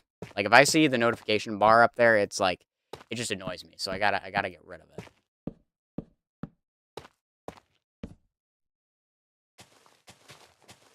All right, tree number 2. So yeah, that's very cool. Very cool. But I don't know. So I consider myself bilingual, but I'm not very proficient in Spanish. Like I'm not fluent in Spanish. Sorry, proficient's not the right word. I am quite proficient in Spanish. The one thing I gained from growing up in Honduras was not necessarily Spanish itself, but the accent. So when I speak Spanish, I have an absolutely flawless Honduran Spanish accent. And so a lot of times whenever I speak Spanish with other Spaniards, they'll always comment how good my Spanish is because I have an accent and I know how to pronounce the words. But I'm not fluent in Spanish. I'm just going to have to ignore it. It's going absolutely sicko mode right now. I'll get to the lore of that in a second. But I wish I was fluent in Spanish. And now, having grown up, I wish I had put more effort into retaining and learning Spanish. But when I was younger, I never cared to. And there was no need to. Because I was always surrounded by English-speaking people / places. Like, English was everywhere. So I never needed to. Like, the school I went to spoke English. We obviously had Spanish classes. And they were more like, think of your English literature class and social studies, but in Spanish. Like, I had those. I'd love to learn Spanish, but I want to do this IRL, not just through an app. That's also fair. I don't know if you're Polish, if you still live in Poland or if you live stateside. Because obviously I feel like, well, not obviously, but in Poland I feel like it'd be kind of maybe not maybe hard to find Spanish, like native Spanish speakers to talk with. Because like the best way to learn a language is integration. Like that's the best way you're gonna learn it is by integrating yourself into said language. And that's speaking with people and all that kind of stuff. So finding like a good Spanish community is probably a good way, or having Spanish friends, if you don't already, would be a good way to like really engrave it.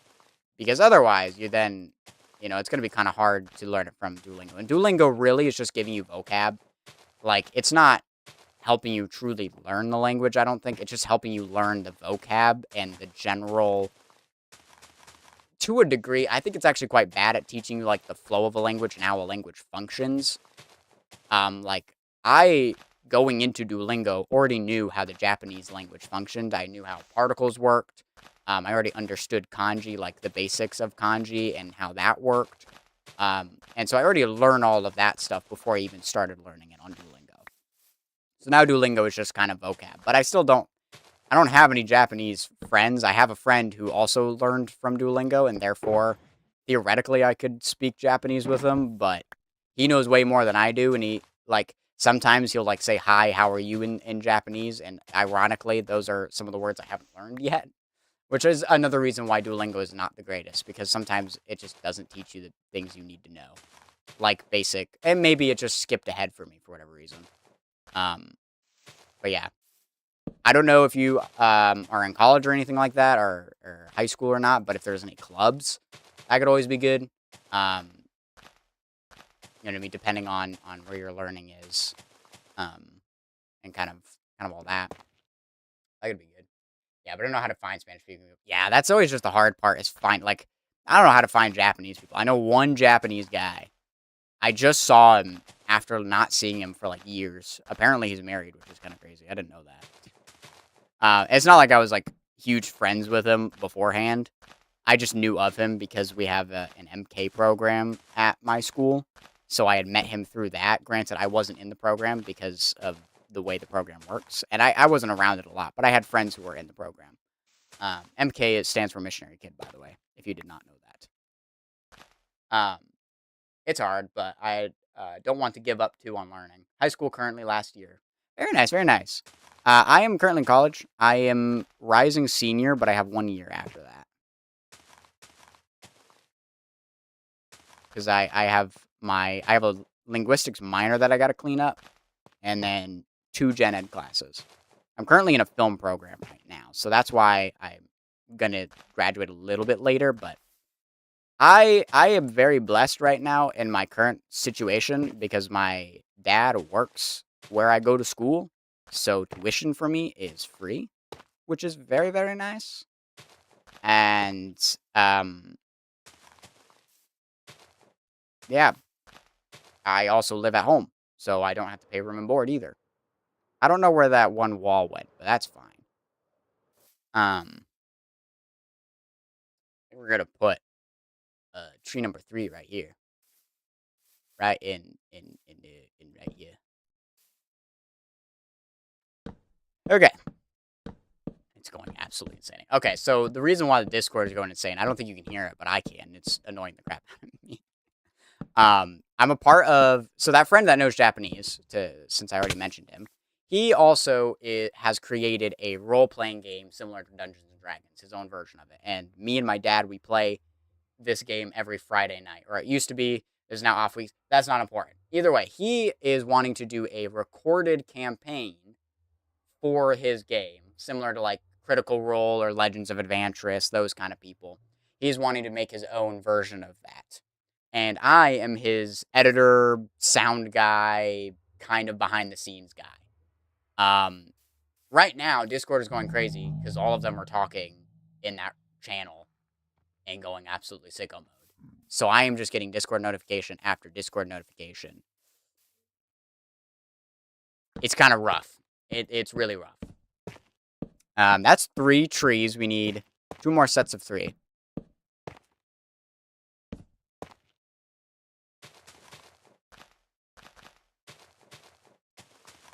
Yeah, that's pretty cool.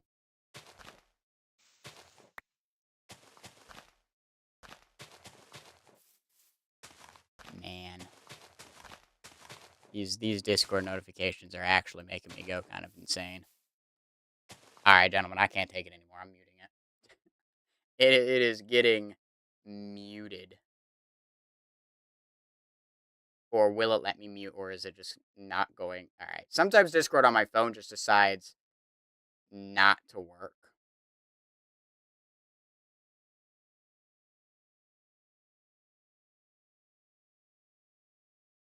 Okay, I'm gonna do that. Let's see how that works. Let's see if that worked. Only ats will get my attention. Frick, it did not work. Native American. I'm not that kind of Native American. But yes, I am born in America, but I grew up overseas. So culturally, I don't really consider myself American. I consider myself Honduran. And if you ask me where I'm from, I'll say Honduras. But by technicality, I was born in the United States.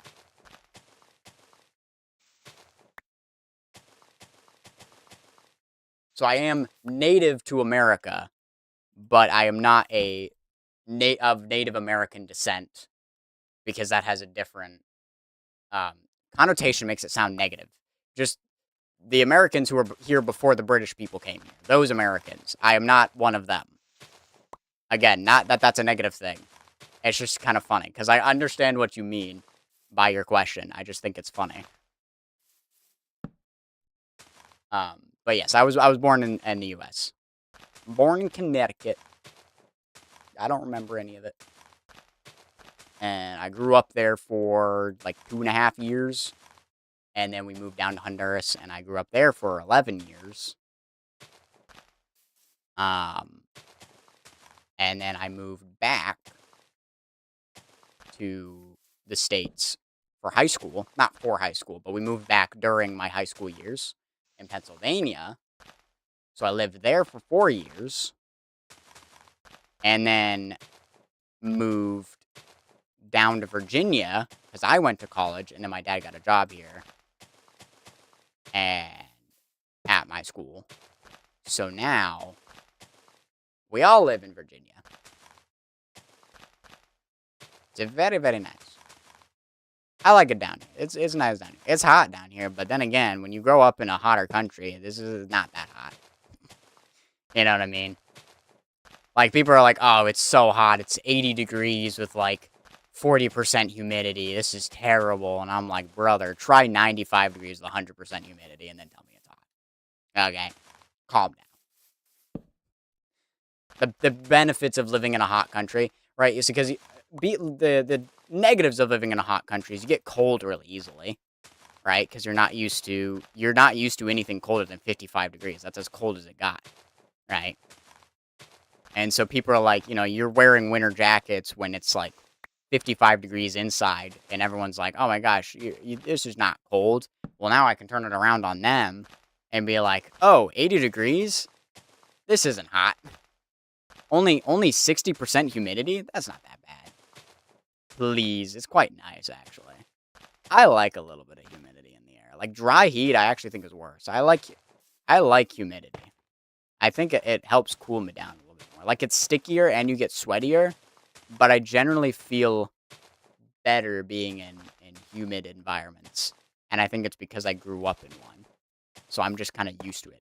The other funny thing is, in Honduras, there's only 2 seasons. There's rainy and dry season, right? And so the area where I live has a nickname called Drenchburg because it rains a lot here. Brother, it don't rain a lot here. In Honduras, it rains for a season, which means like half of the year it's raining. Like straight up, literally it'll be raining for an entire month with nonstop. And then in that month, it'll be like heavy rain showers for like, I don't know, 3 days.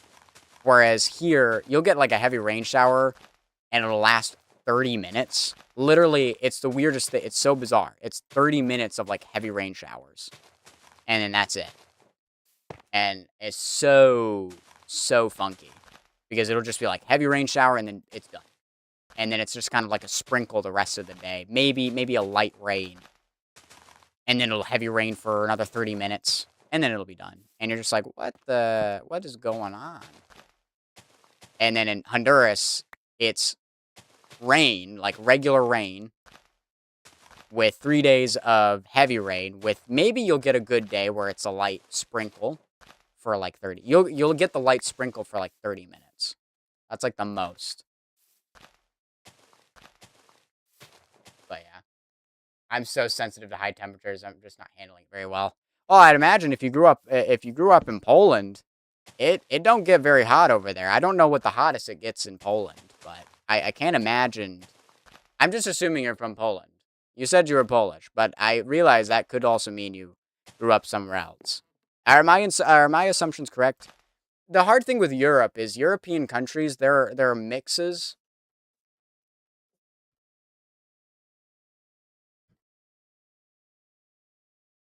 Gotta do the crab, you know what I'm saying? I just thought of this on the spot. It's a genius idea. Freaking crab rave, you know?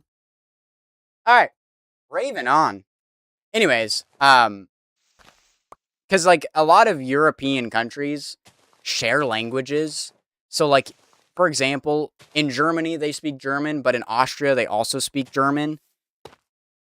And so, like, if somebody says, oh, yeah, I speak German, you can't necessarily assume they're German because they could be Austrian. The same way, I don't know if other countries also speak Polish. If they speak Spanish, they're probably from Spain. If they speak Portuguese, they're probably from Portugal, if we're just talking strictly European.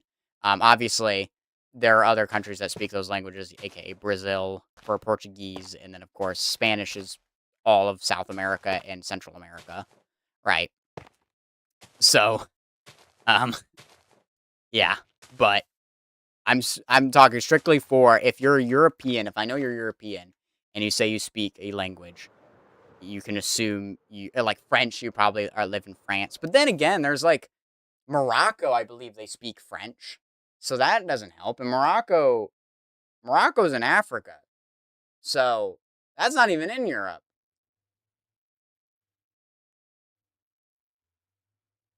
All right, born in Poland. Cool. Good. I'm glad I'm not just making assumptions about you without ever asking. It's fine. I think I had a pretty high chance that you were going to be having at least been born in Poland. I don't know if you still live in Poland or if you, I mean, the only other place I could think necessarily that would be logical for somebody to move to would be stateside, but it's fun. Okay, here's something really funny about culture, right? American culture, we just kind of forget that there's other countries and that, like, it's kind of crazy how America just becomes, and, like, when people go places, America is just the home place. So everything outside of America is foreign, which is funny because, like, I think I saw a sign in, like, a Japanese airport that's literally, like, foreigners, and then also has a, like, it points in as, like, Americans, because Americans genuinely don't realize that they're a foreigner. They just think they are, like, basically, America and Americans are kind of just the default, which I think is really funny. We just have that mentality. We are the default. Every other nation and culture and country is like in games, it's like a skin that you can get. But America, we are the default. You spawn in as that. And then everybody else is different. You spawn in America, you know? I just think that mentality is really funny. Because then all of these other countries basically cater to normal tourisms and then Americans. Because they kind of have to. Because America doesn't realize, oh, we're a country too. You know? We're a country too. It's funny. It's really funny. Do you know a game called GeoGuessr? I have seen GeoGuessr. I've seen, like, Rainbolt play it, like, a few times. I don't think I'd be very good at that. I make it sound like I know more about geography than I do. Because I grew up in another country, so I'm not an absolute idiot when it comes to geography like most Americans are. You know? Like, I know a little bit because I grew up overseas, so I don't have that American mentality that we are spawn. Um, like we're default. Like I don't have that mentality that other Americans do. Um, because growing up in another country kind of helps with that. But it's just kind of funny. But I would not be I don't think I'd be very good at it. Like maybe I could be. There's certainly tells that tell you where things are, but when it gets to like individual countries, I think that would be really hard. Whoa, we're good. Because like a lot of countries look very similar. Because of course, like regionally, it's gonna naturally be similar in like climate and the rocks and everything. Like the things you would usually use are going to be similar. The people groups are going to look similar when you get to congealed areas. Now, certain things, like I think architecture is one of those things that can help you distinguish countries, because like certain countries have different kinds of architecture, and you can use that to your advantage. Different cultures, I should say. But even then, it would be. I don't even think I could do that for America. But then again, I didn't grow up here, so there's a lot of places I have never been to, so I wouldn't naturally know where things are. Because this is, again, I wouldn't consider this my home country.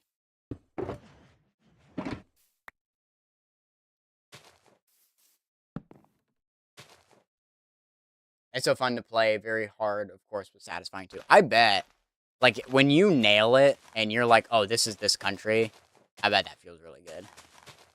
Unless you're Rainbow and you're just correct every time. Then it's just kind of an average day. It's absolutely insane how good that guy is at spotting things from photos. Genuinely should probably consider a job at the CIA.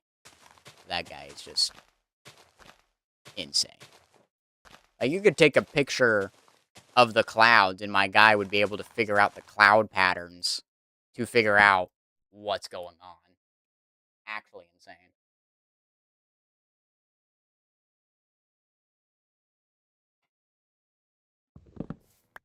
I guess also you'd have to be pretty knowledgeable about things like that to be really good at that kind of stuff, like to be at his level. Because you'd have to know like cloud patterns, cultural patterns, all this kind of stuff. You'd have to have very niche knowledge about other countries, such as, I mean, even if you look at the United States, like having niche knowledge, like license plate. What does every license plate look like? And knowing what each individual state's license plate, like that's 50 different license plates that you have to memorize. So if you happen to come across a car in your picture, you can tell what state it's from simply from the license plate alone, and then it's just pinpointing the location furthermore of exactly where they are. And I'm like, you just have to have such niche knowledge like that to be really good, to be at that guy's level. And those people who can tell a country by a single rock line on the ground, I know, like, have you ever seen Rainbow? Because if you really like geoguessing and you haven't, you should probably check out his channel, because that's his whole thing is geoguessing. And he's really freaking good at it. Like, I'm praising him a lot, and that's just from clips I've seen of him doing his thing. But he gets kind of insane. Like, he just knows so much about the world. It's kind of crazy. And they're like seeing a tree and be like, yeah, we're here and here. But even then, like, trees are another area of niche knowledge, because with a tree, you can figure out where you are, because certain trees only grow in certain places, right? So you can identify, okay, if you see a pine trees are only native to blah blah blah location. I don't actually know. I almost want to say, like, I don't even know if you could find a pine tree in, I would assume, mountainous terrain. So like naturally you're gonna be like, okay, well if you see a pine tree, you're probably north of something. Gentlemen, we're at 6 trees. We're at 6 trees right now. I have to build 3 more. 3 more trees. It is insane. I'll tell you what. You guys are crazy, the people who are really good at this stuff. This is empty.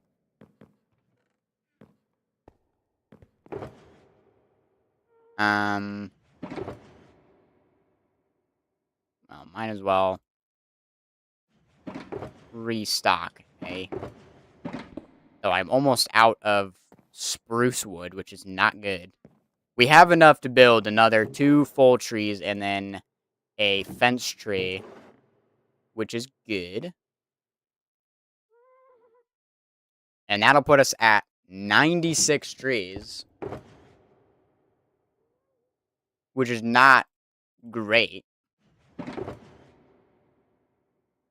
We have enough. We have enough of this. Yeah, we have enough of everything else. That will be fine. All right. Let's do this. Let's actually do this. All of this forest, by the way, I just want to let you know that all of this forest is simply to obscure this singular tree because it's a hidden little space down there. Right? All of this forest is just to obscure this one tree. To obscure this one hill. But once we build all these trees, the end of the video is going to be the decoration of all these trees. I need to go through and add all of these details to all of the trees that I haven't added those details to yet. It's a lot of little details. There's a lot of things. There's a lot of things that I got to do still, but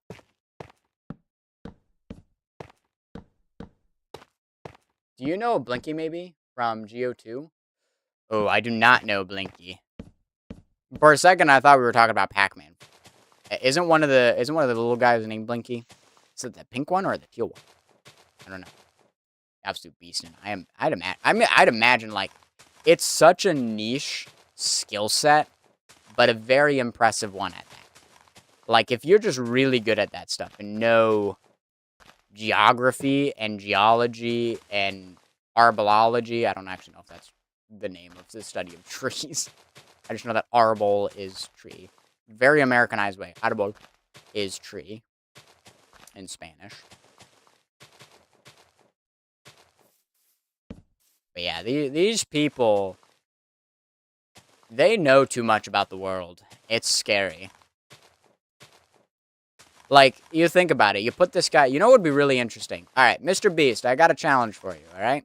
Take the best geoguessers in the world, scatter them in the world, and, like, literally a prison cell, and they literally have the one little window, and they have to look out at some, like, literally middle of nowhere, and they have to communicate to,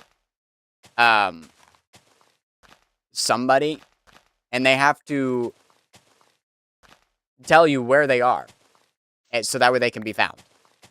Just using their knowledge alone, they have to figure out where they are in the world. Actually, that'd be crazy. I would not be good at that. I don't want to be in that kind of a challenge. I would die. Not that this would be a life or death thing, but if that actually happened to me, I don't think I could figure out where I am. You know what I mean? GeoGuessr IRL. And, like, literally have, like, FBI agents who are searching for them as well, actively. And every, you know, like, every day, the GeoGuessr can give them a clue as to where they are while they're trying to figure it out or something. I don't know. You could probably figure out better rule sets to make it even. And it wouldn't necessarily, it would just be the GeoGuessr against time. So, like, maybe it literally is 24 hours. Like, you have 24 hours. The FBI agents have 24 hours to find these people. And to find the GeoGuessr. And then the GeoGuessr has one phone call to tell the FBI agent where they think they are. And they don't have any technology, nothing like that. And it's all the GeoGuessrs against each other, so they're trying to beat each other. Right? And so it's just a race to see who can figure out where they are the first to tell their FBI agent where they are. The FBI agents also know, I think, the FBI agents have a picture of the person in the jail cell, basically. They're sent the picture of them in the jail cell, and that's their clue. And then the GeoGuessr has the little window that they can look out of to see the surroundings, to figure out if they can recognize the terrain. They also have what the guard was wearing, the type of clothing and all of that, to figure out what country they might be from. We'll obviously get rid of any logos or anything like that. So they, or not logos, but like insignias. So they can't, like, that way they don't have a guard that has literally the flag of Ethiopia on it. And it's like, oh, well, I'm in Ethiopia. You know? You can eliminate that. But it's just, it's the, you know, very Ethiopian clothing and guard clothing. So that's how they could tell that they're in Ethiopia. You know, I think that could be really interesting. And the FBI people, they're trying to find you off of the same thing. You are trying to help them, but again, you only have your knowledge of everything. I don't know. Sounds like something you would do. I know. I think this could be a cool Mr. Beast challenge. A little like 5 GeoGuessers against each other. They get one phone call to call the FBI agent, be like, "Hey, I think I'm here," and then that would either throw them way off, or that sounds like something Mr. Beast would do. Yeah, it would throw them off, because you'd say, "Oh, I'm in this country," and they're like, they go and they're searching around that country, and they're like, "I can't find the jail cell."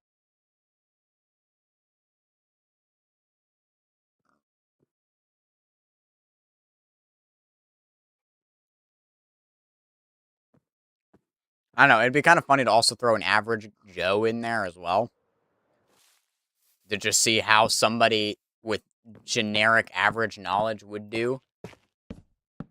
And maybe with how good each GeoGuessr is, would determine what location they would get, quote-unquote, spawned in to. You know what I mean? So, like, maybe they would all take a test. They would all do a GeoGuessing test, and whoever scores the best on that test gets the hardest location. Now, they wouldn't know this when they're taking the test. You know, Mr. Beast can just play it up like, "Oh, we just want to see how good you are at it. So we're going to test you." And then afterwards, it's like, "Oh, by the way, that test you took, that let us know where we're going to put you in the world. So that means your spawn is going to be much harder than this other guy's, because you were the best GeoGuessr out of this group of 5, including average guy. Average guy with average knowledge." And then maybe like the next level up is like after average, the average guy, you could have somebody who's just traveled a lot, so who's seen a lot of the world. So like they have more knowledge than the average person because they've seen more of the world. And then it would just get into somebody who's like a nerd or something, like a culture expert, you know, somebody who's just studied a lot of culture, studied a lot of geography, but not a GeoGuessr. And then you'd have the 2 GeoGuessers that would be like Blinky and Rainbow or something like that. That could be kind of cool. Mr. Beast, this would be a really cool video. You know what? I'll be the I'd be like in the middle of Average Joe and the Traveler, because I know enough, but I'm not like that knowledgeable, and I haven't been to that many places. Surprisingly, I've only been to 4 countries. Like, actually stayed in said countries long enough to be in them, because I've traveled. Actually, I don't think I have traveled through that many countries, because it's 2 flights, but they both are in the U.S. One flies over, the other ones are in the U.S. Whereas some other people might, you know, stop in other countries, depending on where they live.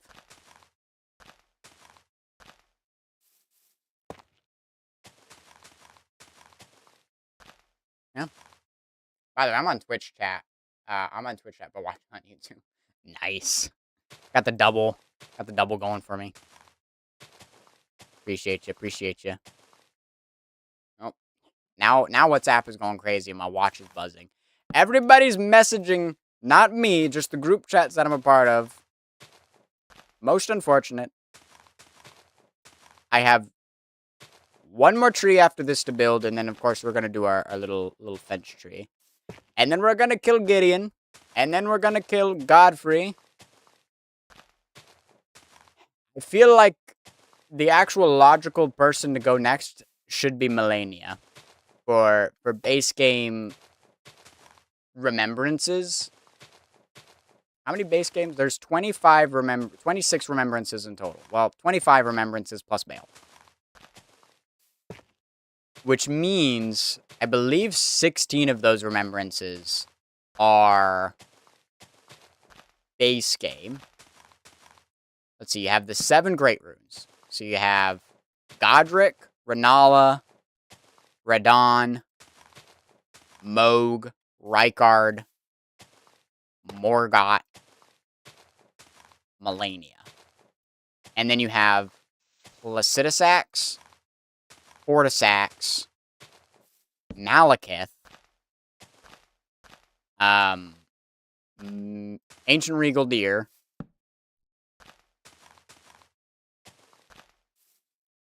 that's it, right? That's all the remembrances? I think so. That might be everybody. I feel like I'm forgetting somebody. And then in DLC, you have Promise Consort Radahn. Oh, that is so unfortunate. You have Promise Consort Radahn. You have Rellana, sorry.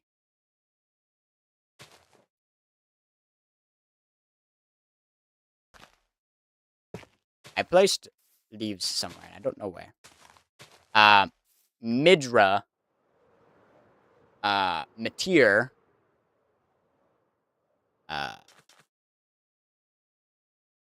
Midra, Matir,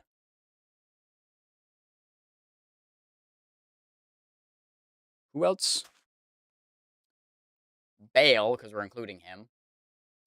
Dispatch? I have heard of it, but I don't know what it's about or like what you do in it. I haven't seen it.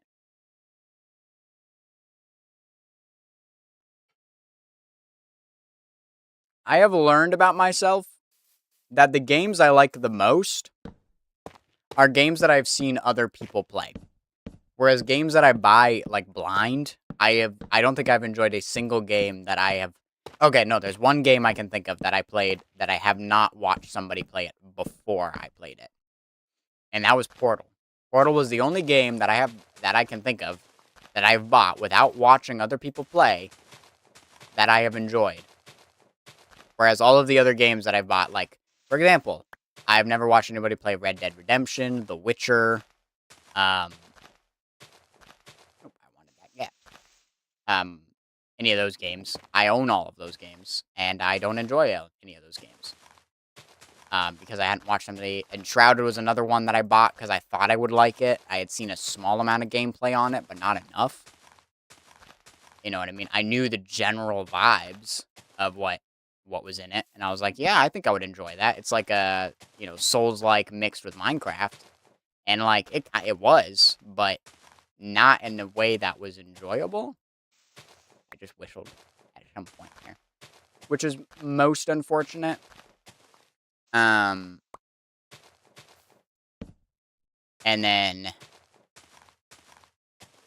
I guess technically Civ 6 is a game that I got because, and I had never watched somebody play it, but my sister plays it, and I got it to play with her, so I immediately played the game with another person, so I think that still kind of classifies as the, like, I had somebody there to walk me through it and teach me.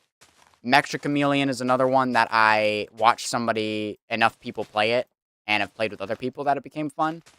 But Palworld was a game that a friend suggested to me, and I got it so I could play with him, and I kind of don't enjoy it. It's not that fun for me. I wish it was more fun. It has potential for at least, like, to me, it just was not as enjoyable as I would have wanted it to be. But then games I have watched people play, Minecraft. I grew up watching Minecraft before I ever played it, so I basically knew how to play the game before I even got it. Elden Ring. I literally started watching a guy play Elden Ring a lot, and then I was finally decided to get it. And I'm glad I did, because it's really fun. And it's honestly one of my favorite games. Super Smash Bros. Was technically not a game I watched people. I mean, I kind of did. But it's another one where I played with other people to start. Which I think helped make me enjoy it. Whereas another game that I got, 3D World, Mario 3D World, did not enjoy that one. Mario Kart is one I have played with other people and just generally don't enjoy. Like, I'll play it. It's not like I don't enjoy it, but, like, certainly there are other games. Mario Party is kind of also in the similar vein. Like, I'll play it, but I honestly don't enjoy it as much as I feel like I remember myself enjoying it, which is unfortunate. Oh boy. It came out a year ago, I think, and I'm wondering if we saw MC being played, so we started too, or if it came to us naturally, like we discovered it or something. Because I started Minecraft very young, but I don't know if it was being played before I got it. Or I have bad memory. That is true. I definitely remember growing up watching Dan TDM, Preston Plays, dude, Popular Mimos. I grew up watching those YouTube channels, and so I had seen a lot of it before I ever got it. And then what actually happened is on our like family computer, we got an off-brand Minecraft called Minetest, and I basically played that a whole bunch. Until eventually I finally, for one of my, like, my 8th birthday, I got, Minecraft. I finally got Minecraft. And I started on Bedrock. Most kids start on Bedrock. And then eventually I got a computer and bought PC.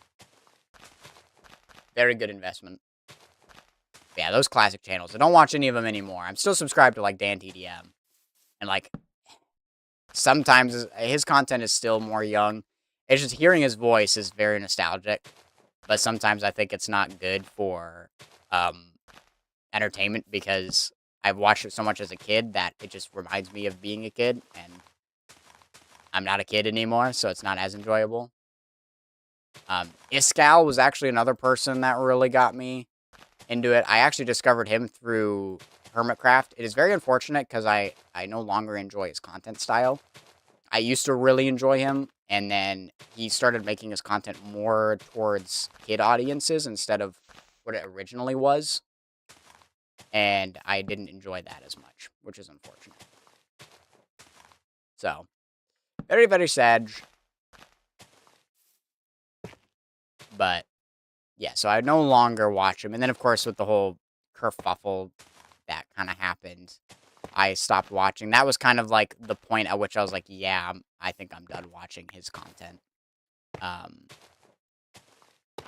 I also am not interested in Vault Hunters in the slightest. I have played it. I have not enjoyed it. Like, every time I think I'm going to enjoy it, I end up not. I was rocking crafting and building since I was 7. Very nice. Yeah, it's crazy, because when I moved to Honduras, that was 1 year before Minecraft got released. It was 2008 that I moved down to Honduras, and Minecraft came out in 2009. That's crazy to think about. When Minecraft came out, I was 4 years old.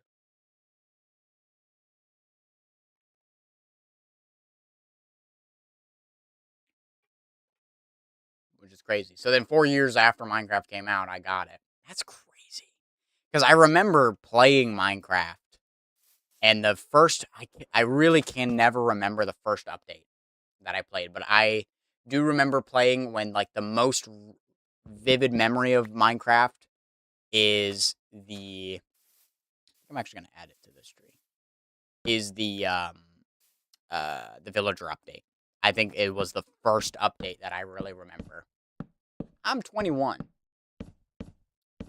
So yeah, born 2005. So yeah, kind of crazy. All right, gentlemen, that is 9 trees. This one's not as good. This one doesn't end up being a lot. Very long, and then very short upper bit. But that's That's fine, I guess. Maybe I'll shove like a maybe I'll literally put a tiny like a short tree like right in here that starts at this level and like ends at the start of this. That could be interesting. But it's time for more Elden Ring. This controller, I like it. I want to keep playing Elden Ring. This is the energy I'm seeking for Elden Ring. We need to channel this tree building energy. No more trees, so we're at 96 trees. If I'm doing my math correctly, I don't need to clear my inventory. Well, I mean that assumes I'm gonna die again. So before I open this back up, right? So if we 9 trees, so we add 3, yeah, 96. 96 trees. And then we can actually 1, 2, 1, 2. The reason I did that is so it lines up a little bit better.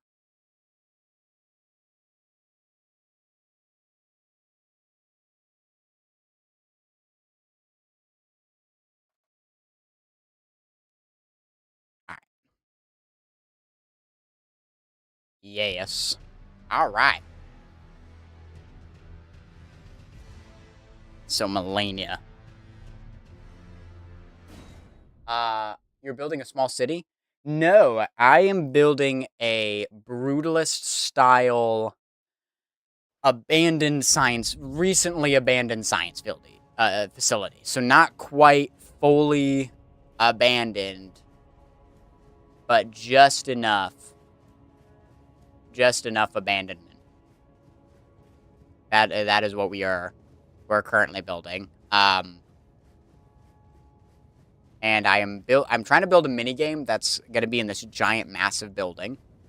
And that mini game is going to be a like story mode kind of puzzle game. So you're gonna go through and you're gonna kind of try to figure out what went wrong here. And that's kind of the plan. That's the goal. So yeah. It's gonna be very exciting. I have the shell of the building. I just got done building the parking lot of the whole building. It looks really good. It's a really good parking lot. Next, when we swap back to Minecraft, I can show you the parking lot. I gotta kill Gideon first, though. No, I should not die here. I really shouldn't. I'm gonna lock in just so I don't die to Gideon.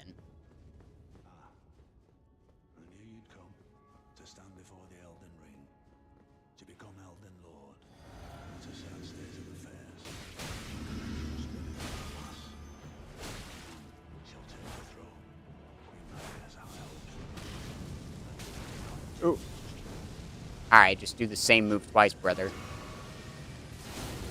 Oh, I forgot.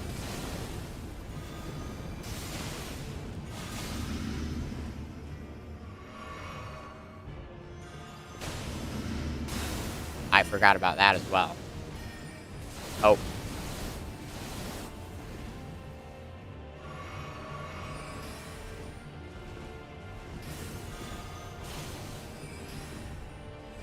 Alright.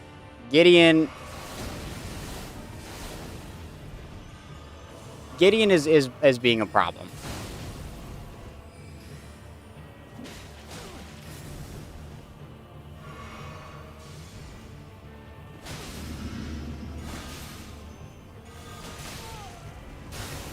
Oh, I forget about that, dude. I forget about the explosion. And I killed Richard, so he has Richard's Rancor as well. I'm not used to him having that. And of course, Godskin's friggin' thingy does that twice. Ugh, I died to frickin' Gideon. I was being stupid, to be fair. I was just trying to stand and bang, and that didn't work. It's Gideon. Alright. Jump attacks, yeah, are not the play. Alright, this is much more challenging, because now he's active.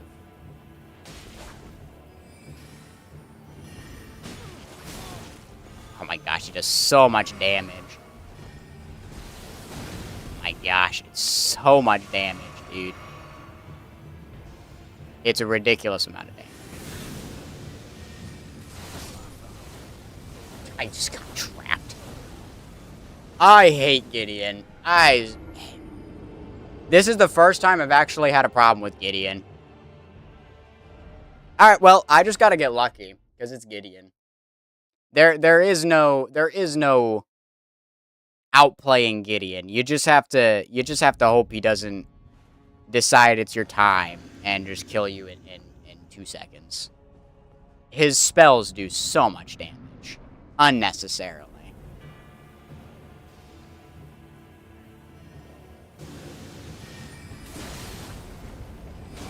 Oh. Okay. I didn't know you could do it 5 times in a row. Oh, Gideon is being a pain in the butt.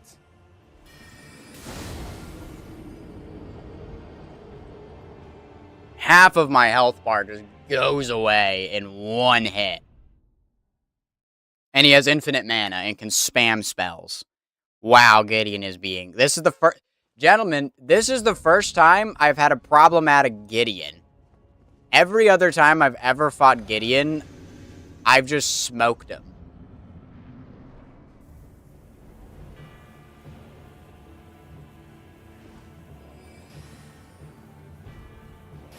Alright, well...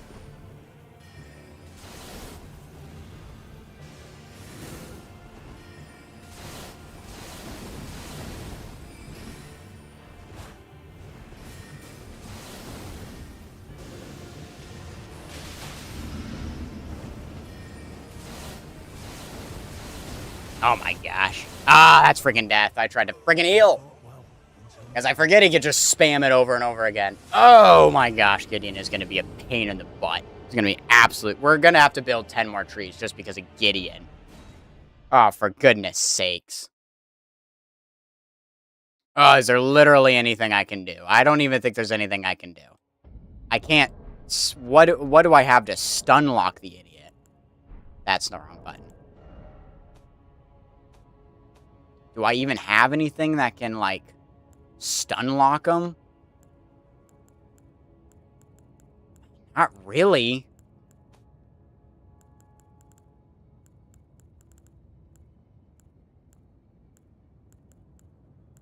The Pata.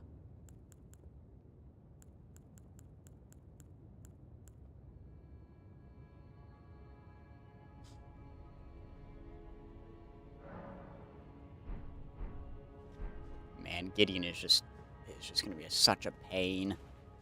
This is going to go so poorly. I literally can't even get an attack in. And every attack that I do. Alright, we're gonna switch to one-handing. I ain't about this life. Wait.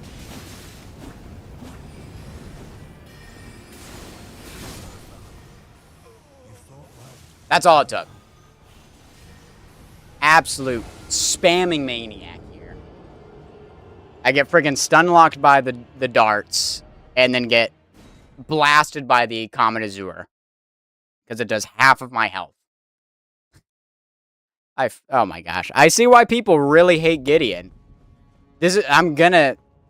What are we... We're at 4 trees already. Or am I at 5? I lost track. I think I might be at 5.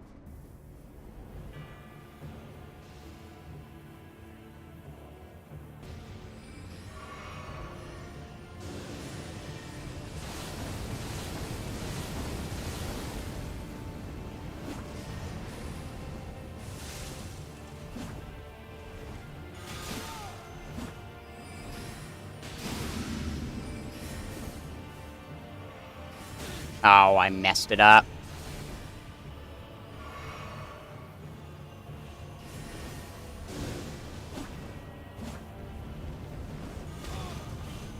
Nope.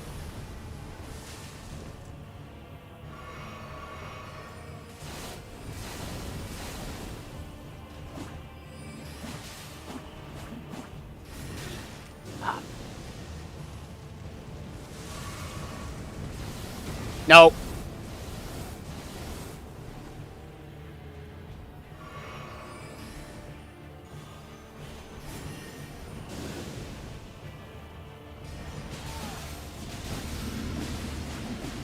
I was trying to dodge out. No. Frick! That's so annoying. Oh, that's so annoying. I was trying to spam the heal button, and I just couldn't heal fast enough.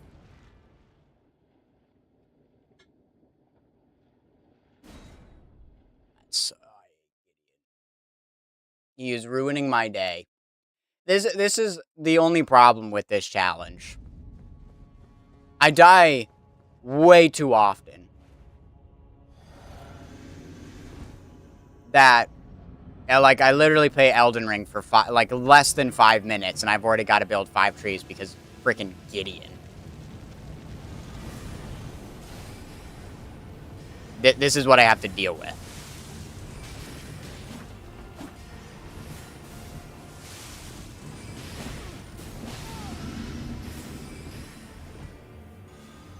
Right, those go.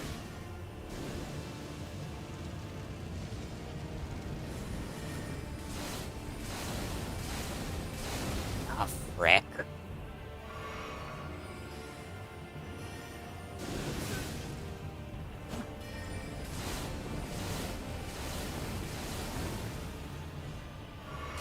Oh, that still hits. Nice.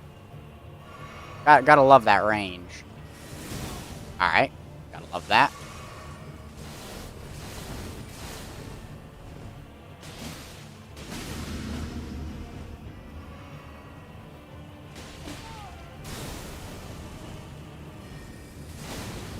Okay.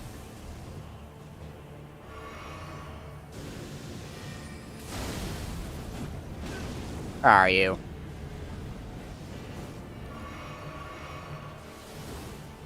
Why did I de-lock?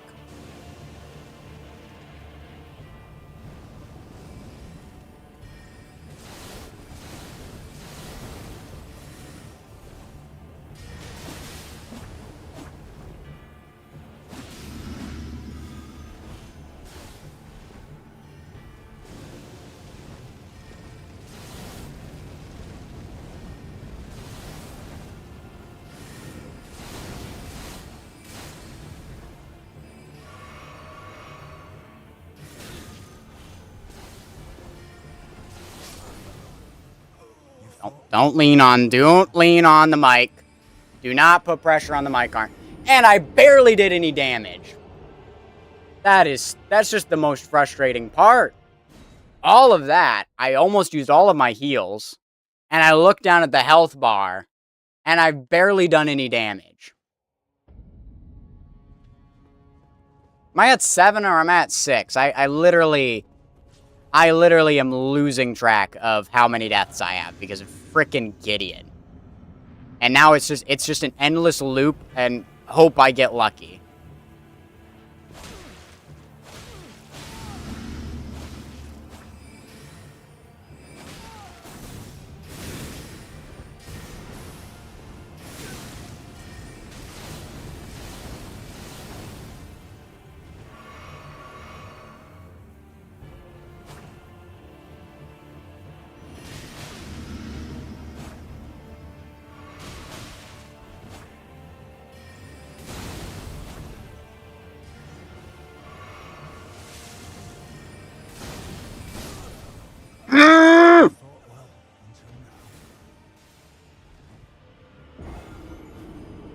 Trying to dodge. But I can't. I just jumped. I freaking hate. Oh my god. We're almost at 10 trees again. I'm just going to say I have 8. I don't want to build 8 trees. I'm at 7. Come on, Gideon. Be nice to me and do something not...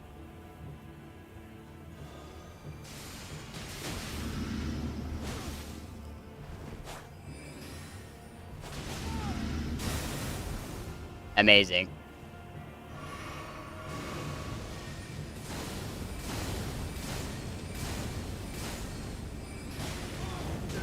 Amazing.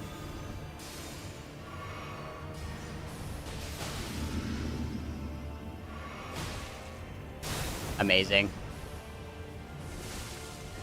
Amazing. Can't scream. But all I want to do is scream right now. Friggin' do nothing about that. I just have to predict that he's gonna Kamen-Azura me. And know not to heal right there. There's like 0 time in between every single one of his attacks. There's like literally not a single time where it's a good time to heal. You just hope for the best. Ah, great.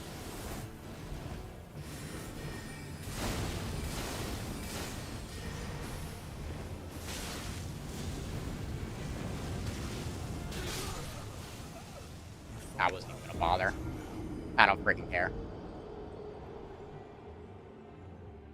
Gotta love it when immediately off the gate he's spamming Kamen-Azura at me while I'm on the ground. What am I at, 9? I think I'm gonna say I'm at 9. I actually legitimately don't know. This is the last attempt, because Gideon is an absolute pain in the butt.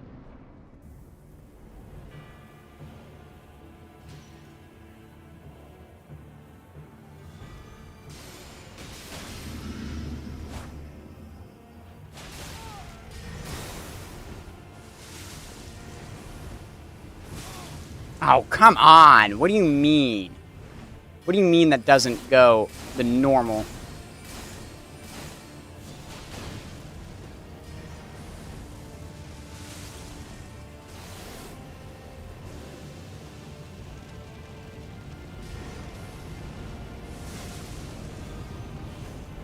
Right. Oh, awesome. Gotta love. Couldn't dodge fast enough, because I was still healing.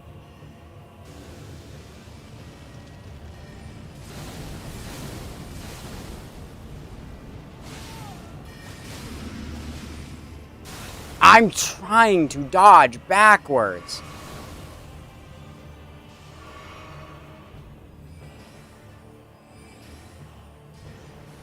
Oh, can you not do that?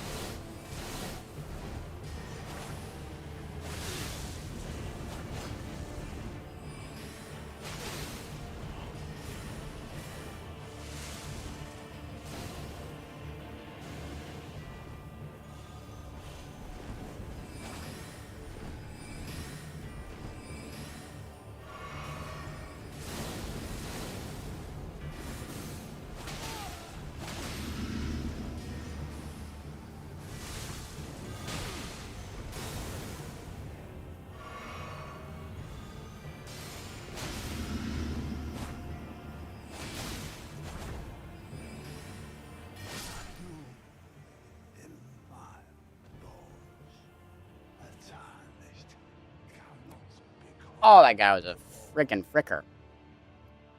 Look at that. 5 minutes into Elden Ring, and I've already got 9 more trees to build. Frick you too, Gideon. Frick you too.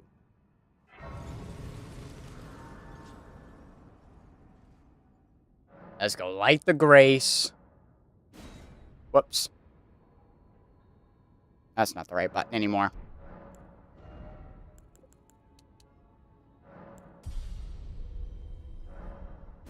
Ugh, this rigger guy.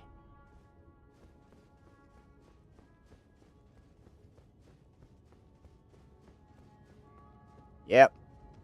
NPC fights, gentlemen. They absolutely suck. They should not exist. I agree with this statement.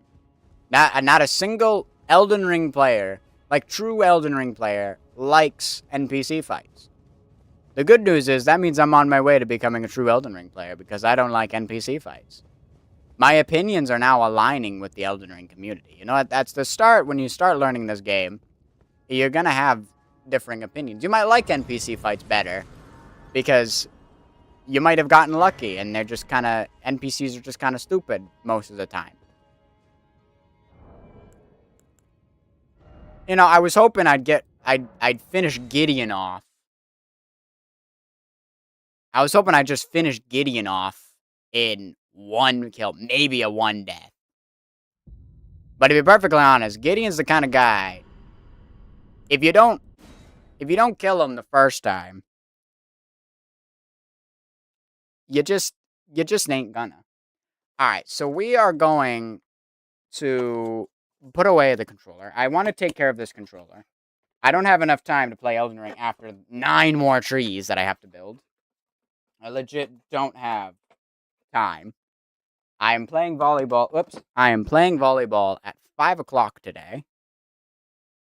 So I have enough time to build 9 trees. Sorry, gentlemen. I really want to take care of. Alright, well, it's deciding to be a dingus and not cooperate. My cords are not cooperating with me.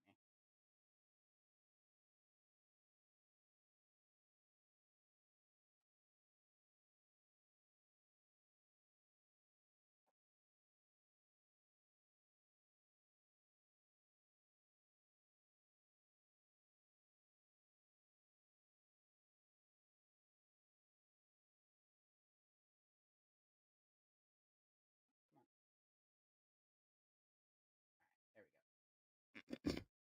We're trying to keep it nice. I thought about closing out of Minecraft because I thought we were gonna be done, but then Gideon happened. That's all that happened. Gideon. I'm probably gonna want more.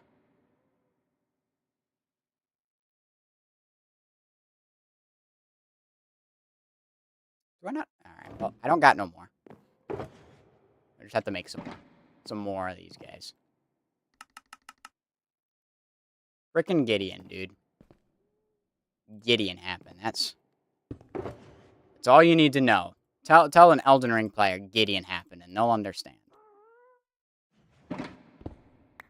Absolutely rough. I think I have just enough resources for another 3 trees. This will put us over 100, gentlemen. I think because of Gideon, I actually don't know.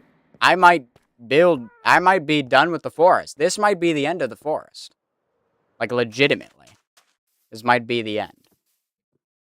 Because I have 9 trees to build, which is going to put me at 105. 105 trees in this forest. And we're already...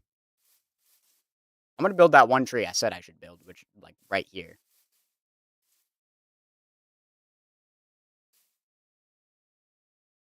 It's going to be a really short one.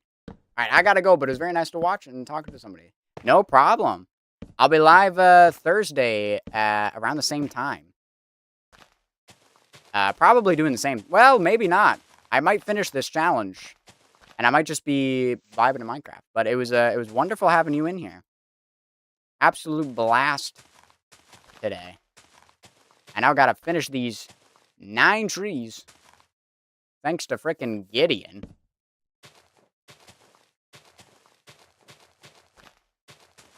Yeah, if you can stun lock Gideon, he becomes much less of a pain.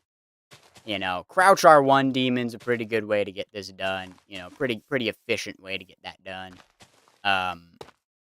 You know, Claws actually ain't too bad if you can hit him fast enough that he can't react. That's pretty good.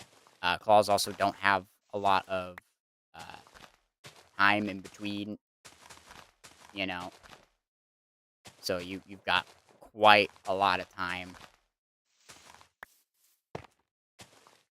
Quite a lot of time to go from attack to dodge to all that, whereas, like, the Twin Blade jump attack doesn't give me a lot of time for that kind of stuff, which is most unfortunate.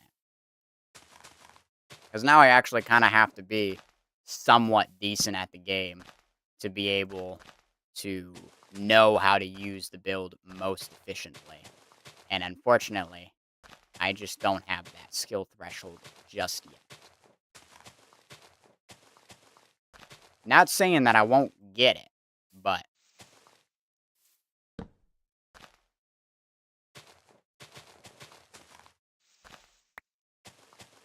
Alright, this is exactly why we did this. We want to kind of... We're building this tree right here to fill in fill in the gaps that this other tree is kind of given. You know, we're kind of just filling in this gap right here with a much shorter tree. This is actually going to be like a really short tree. We'll probably start transitioning it into more of the top portion. Because we kind of want it to be like, it's not actually fully grown yet. It's growing. Those are the kind of vibes that we're going after with this guy. Yeah, it's just got freaking Gideon. Got freaking Gideon, dude. It kind of spoiled my mood a little bit. I was excited to dive back, coming after the high of killing freaking Malekith, which I know for most people isn't that big of a deal. I mean, it's Malekith, but for me, I've always struggled with that guy. So like getting him done is nice, but hey, it might not have mattered. We got Gideoned in the end and didn't make it to Elden Beast.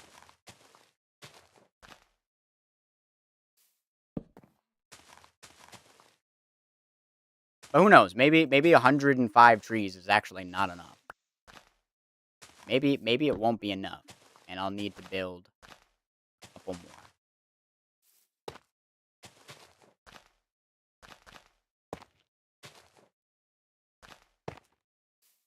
Actually, probably won't put the highlights on this guy because we're like nestled in between other trees, so like the sky is kind of broken on this guy. Look at that! Look at that little guy. Nestled it right in there. Yeah, that kind of helps. That kind of fills in that area a little bit better. It's very nice.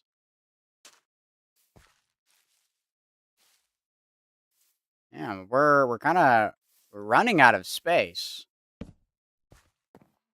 You know, this is the tire tracks where they drove in, you know, and to go to this little log cabin. This is my start. Very nice little starter house that I got going on over there. I think we'll also make this guy much shorter. Because if I'm thinking about it, they took away from the trees. You know, they got rid of trees so they could build this little log cabin. So the ones right here are closer to new grown comparatively.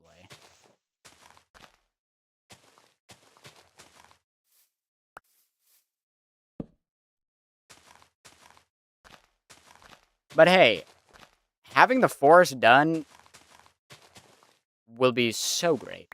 And then, and not to mention, I mean, I gotta build the underbrush. So, like, the work, truthfully, is actually not close to being done in the grand scheme of things. Because I still have a ton of underbrush and all of that good jazz to complete when it comes to this forest.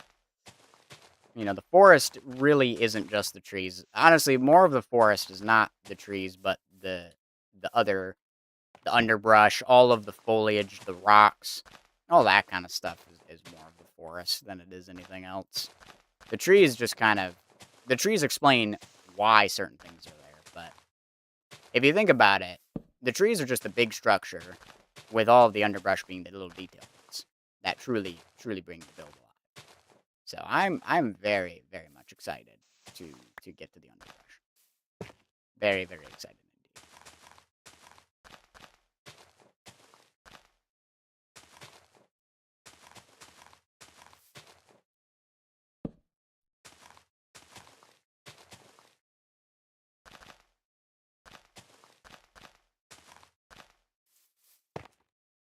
Yeah, this guy's a little bit more frazzy, you know? Got a lot more just like bits just kind of going crazy, which is good. You know, it's more of a new grown tree, so it doesn't have all of the structure. I am losing my ability to see it. It is so dark.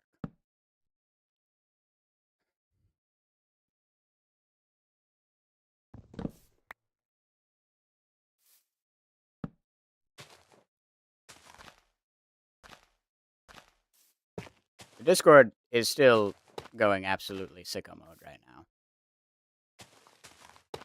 which is not good.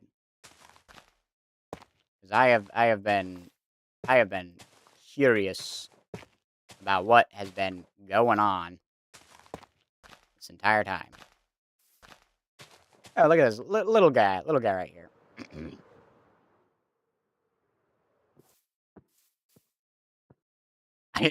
I love it when I come back and I forget which one I just built. Yeah, that's a nice little guy. Nice little guy right on the edge here.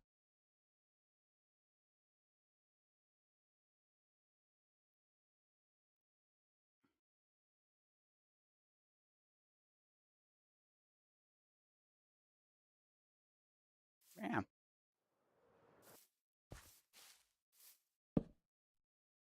Build another guy right here.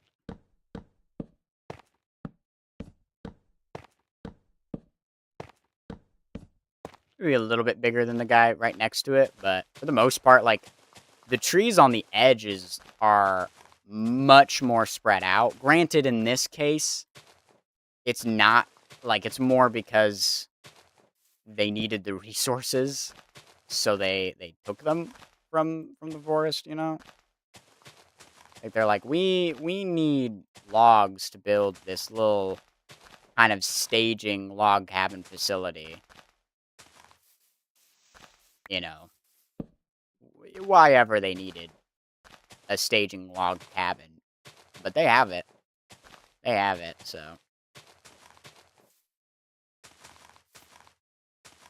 And I will not be updating the trees that are currently in the area. We're going to leave those there. Because I kind of like seeing the original tree design compared to the new and improved B-Dubs version. New B-Dubs trees. I think these look much, much better than those. They look more realistic, despite theoretically being less realistic in nature, because there's no branches. It's just leaves. It's very, very expensive on the leaves. But I think it just looks so much better. In a very good way. This is why we swapped designs. We wanted to improve. This is the best way to improve. Monsieur, this is the way that it has to be. You need to build the tree. You need to fix the trees. You need to make the forest feel alive. The only way to do that is to build trees that look alive. It is the way of the forest. The way of the build of the forest. Make sure that the trees look alive, but just not just look, but feel alive. Feel the forest, breathing. Feel the oxygen in the air. All of that. That is what is. That is what we are. Why does that feel like I'm quoting a movie? It's not. It's just my brain. Whatever it concocted, but it is a product of the brain. Oh, you little cheeky little guy. That's three. Three small little trees. But it is completing the forest. Oh my gosh, we are completing the forest.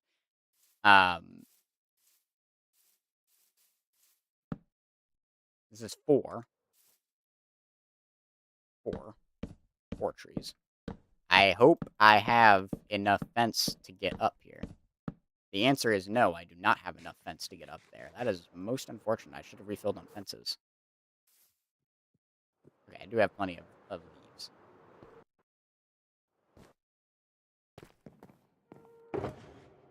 Okay, I'm almost out of fences, but that's fine.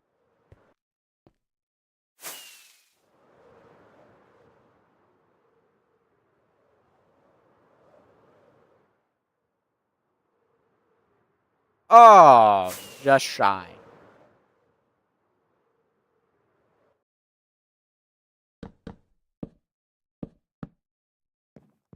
That's 4.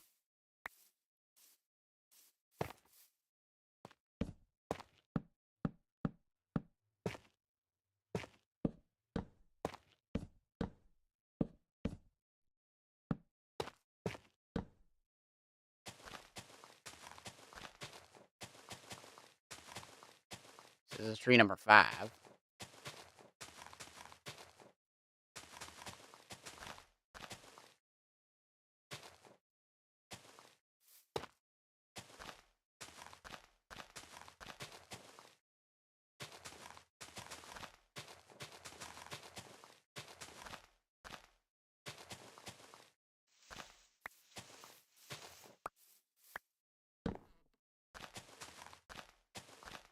Sorry, now I'm like...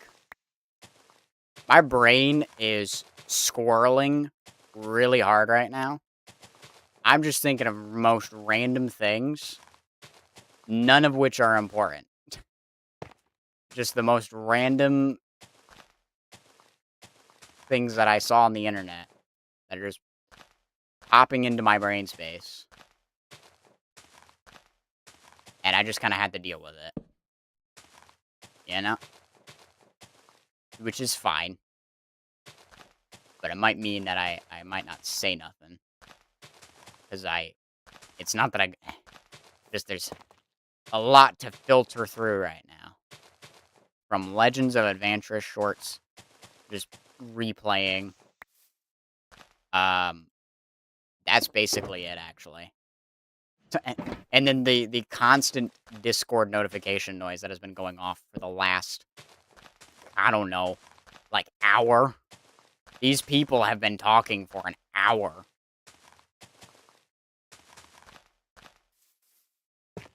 What do they even have to talk about? The thing that I saw when I opened it up was character height.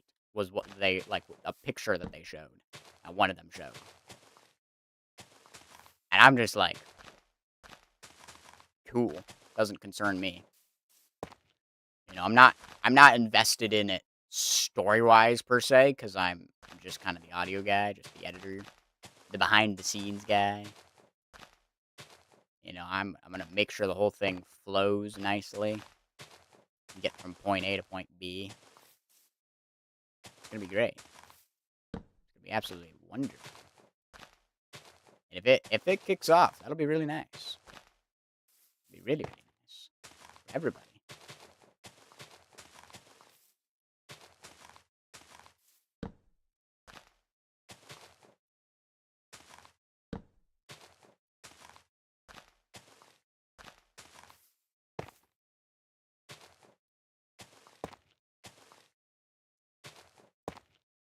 Oh, my light just died, but I'm not gonna worry about it because I'm gonna be ending stream very soon.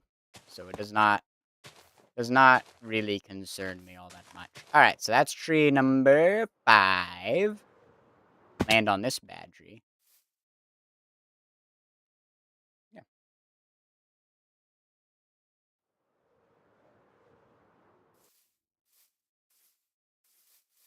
Actually, yeah. Like, what? Tree number 5. Like, where can I put another one? I mean, I guess, like, right there is too close, though. Maybe right here. Right here is good. See, I'm running out of space. This is tree number 6. We'll probably put tree number 7 attached. Like, fence it.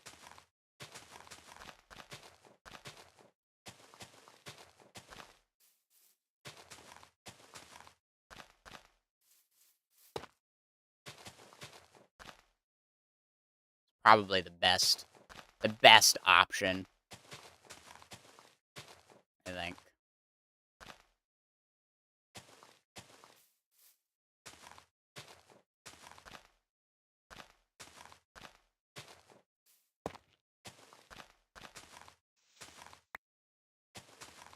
And that'll give us 7. And then we need 2 more. And I might be satisfied enough with how much we have to call the forest complete, which is insane and very sad because, you know, that's the end of this chapter. And I'll need to think of another Elden Ring. Oh my gosh, can I not misplace, please? You're misplacing making my trees up. It's not even like it was dark or anything. It's just misplacing, man. God, I gotta shriek, dude. It's freaking dark. Can't see.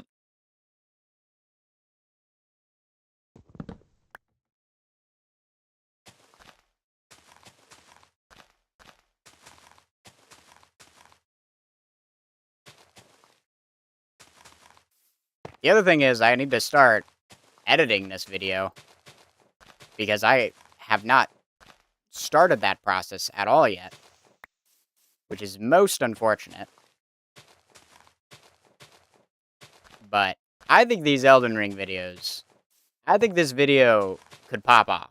Like, I'm very happy. I made a 100% video, and I think my plan is to actually upload that video first, then upload this video,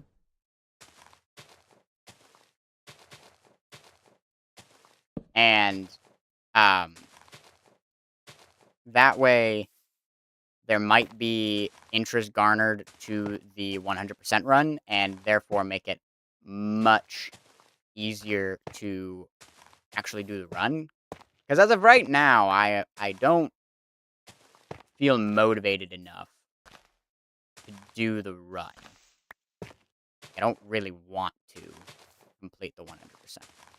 That's tree 6. Sorry. We'll go ahead and put tree 7 right down here. Oh. That's a 7. We need 2 more trees after this.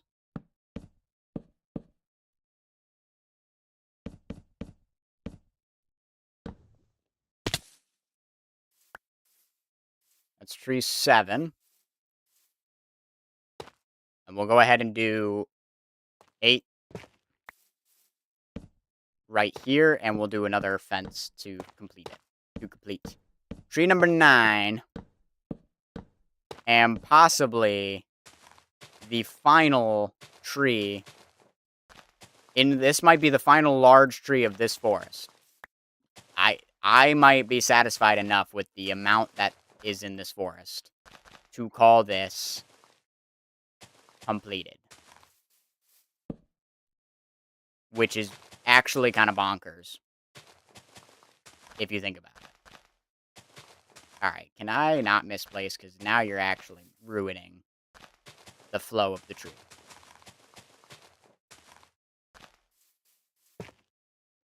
Discord's still going insane, man.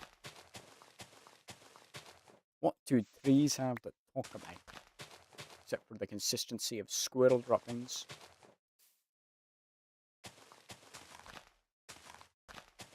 Lord of the Rings, people.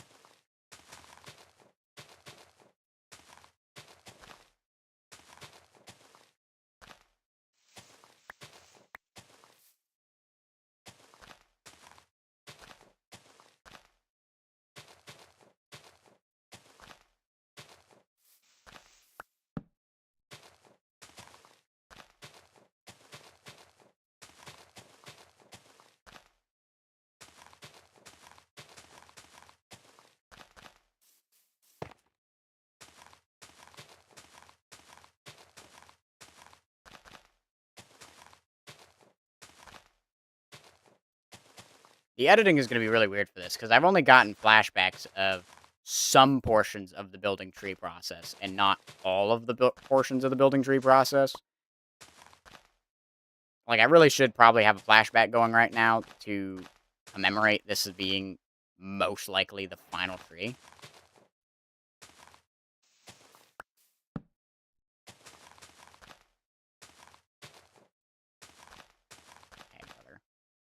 The bushy leaves look really good, but man, do I make a lot of mistakes because I can't tell where the actual leaf starts, and therefore misplace the X right there.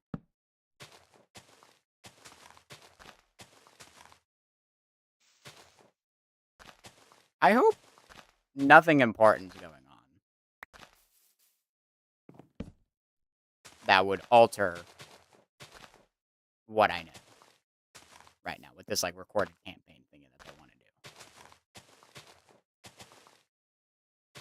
You know what I mean? Like, we already have a date selected for the first one that we're going to record. Release is going to depend on how fast I can edit. Truthfully. Which is not... In terms of, like, how fast I can actually edit, I actually don't edit that slow. It's just I don't have a lot of time to edit. So it may appear slow. That's tree 8. Right there. Actually, I kind of want to put it right here. Oh, And here's tree number 9. Thanks to Gideon.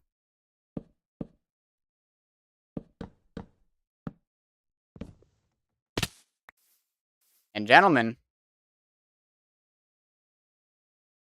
I think that's the forest. I don't see a spot that needs a tree. We can't really put any on this side yet because we need to terraform it. We need to figure out what's going on because of the road. We need to re-terraform this whole area and figure out exactly how the terraforming is going to look over here. So we can't pull the forest down, which is why it kind of has a line right here.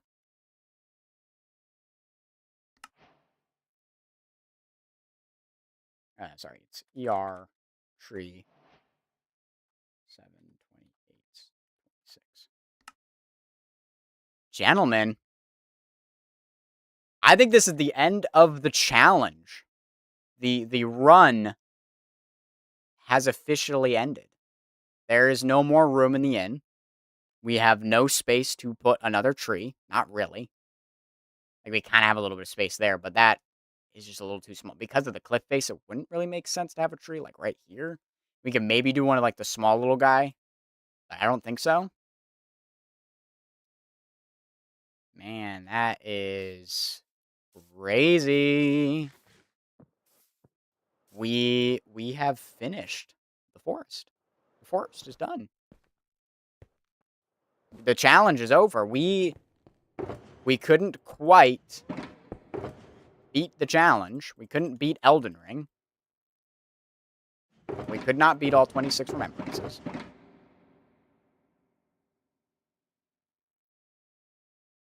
Which, to be perfectly honest with you, the irony with that... Okay, we're going to be ending. The irony of me saying to beat Elden Ring is all of the problem bosses I had to fight that were genuinely problem bosses were all ones I had to fight, aka Malekith, Gideon, theoretically R'Larna. Like, I had to fight all of them to progress to the final bosses. Whereas all the bosses I was fine with that I didn't need to kill were, like, Richard, which even then I struggled with Richard more than I should have, but, like, Regal Ancestral Deer, Fortis Sax. Those are the ones I wasn't had as much trouble with, and they're not even important. But all the important bosses were the ones that really made me get all these trees, especially Fall Damage was by far probably my largest enemy. So I'm just going to change it for right here, because that is 105. 105 trees built.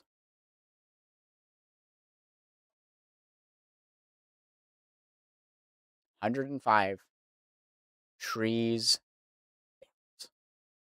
105 deaths, 105 trees. Forest has been completed in terms of trees. We just need to build the remainder of the forest, which is going to be Thursday's stream is going to be the decorating of the forest. We're going to build all the rocks, all the foliage, all that kind of stuff, all the little details Thursday. But that's it for today, so we can end the recording. And I'm going to log out because I've actually stayed logged in before by accident. We're going to see if there's anybody to raid.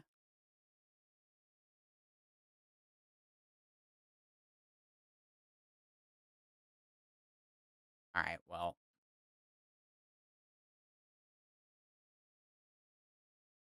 Switched out was being difficult. I think we'll raid a fellow Elden Ring player who's doing New Game Plus. New Game to New Game Plus without dying. And he's currently fighting Godfrey, whom we've never made it to. But I think he'll be a good person to raid. There's no one else that really works.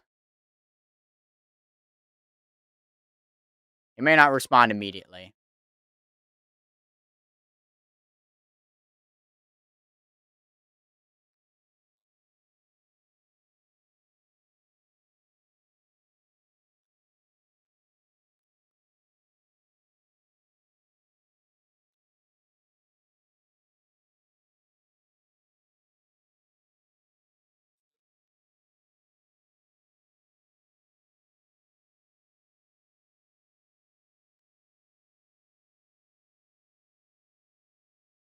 Alright, I don't know if I'm getting hit with ads right now or not.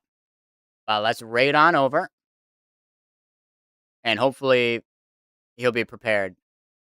Yeah. Oh.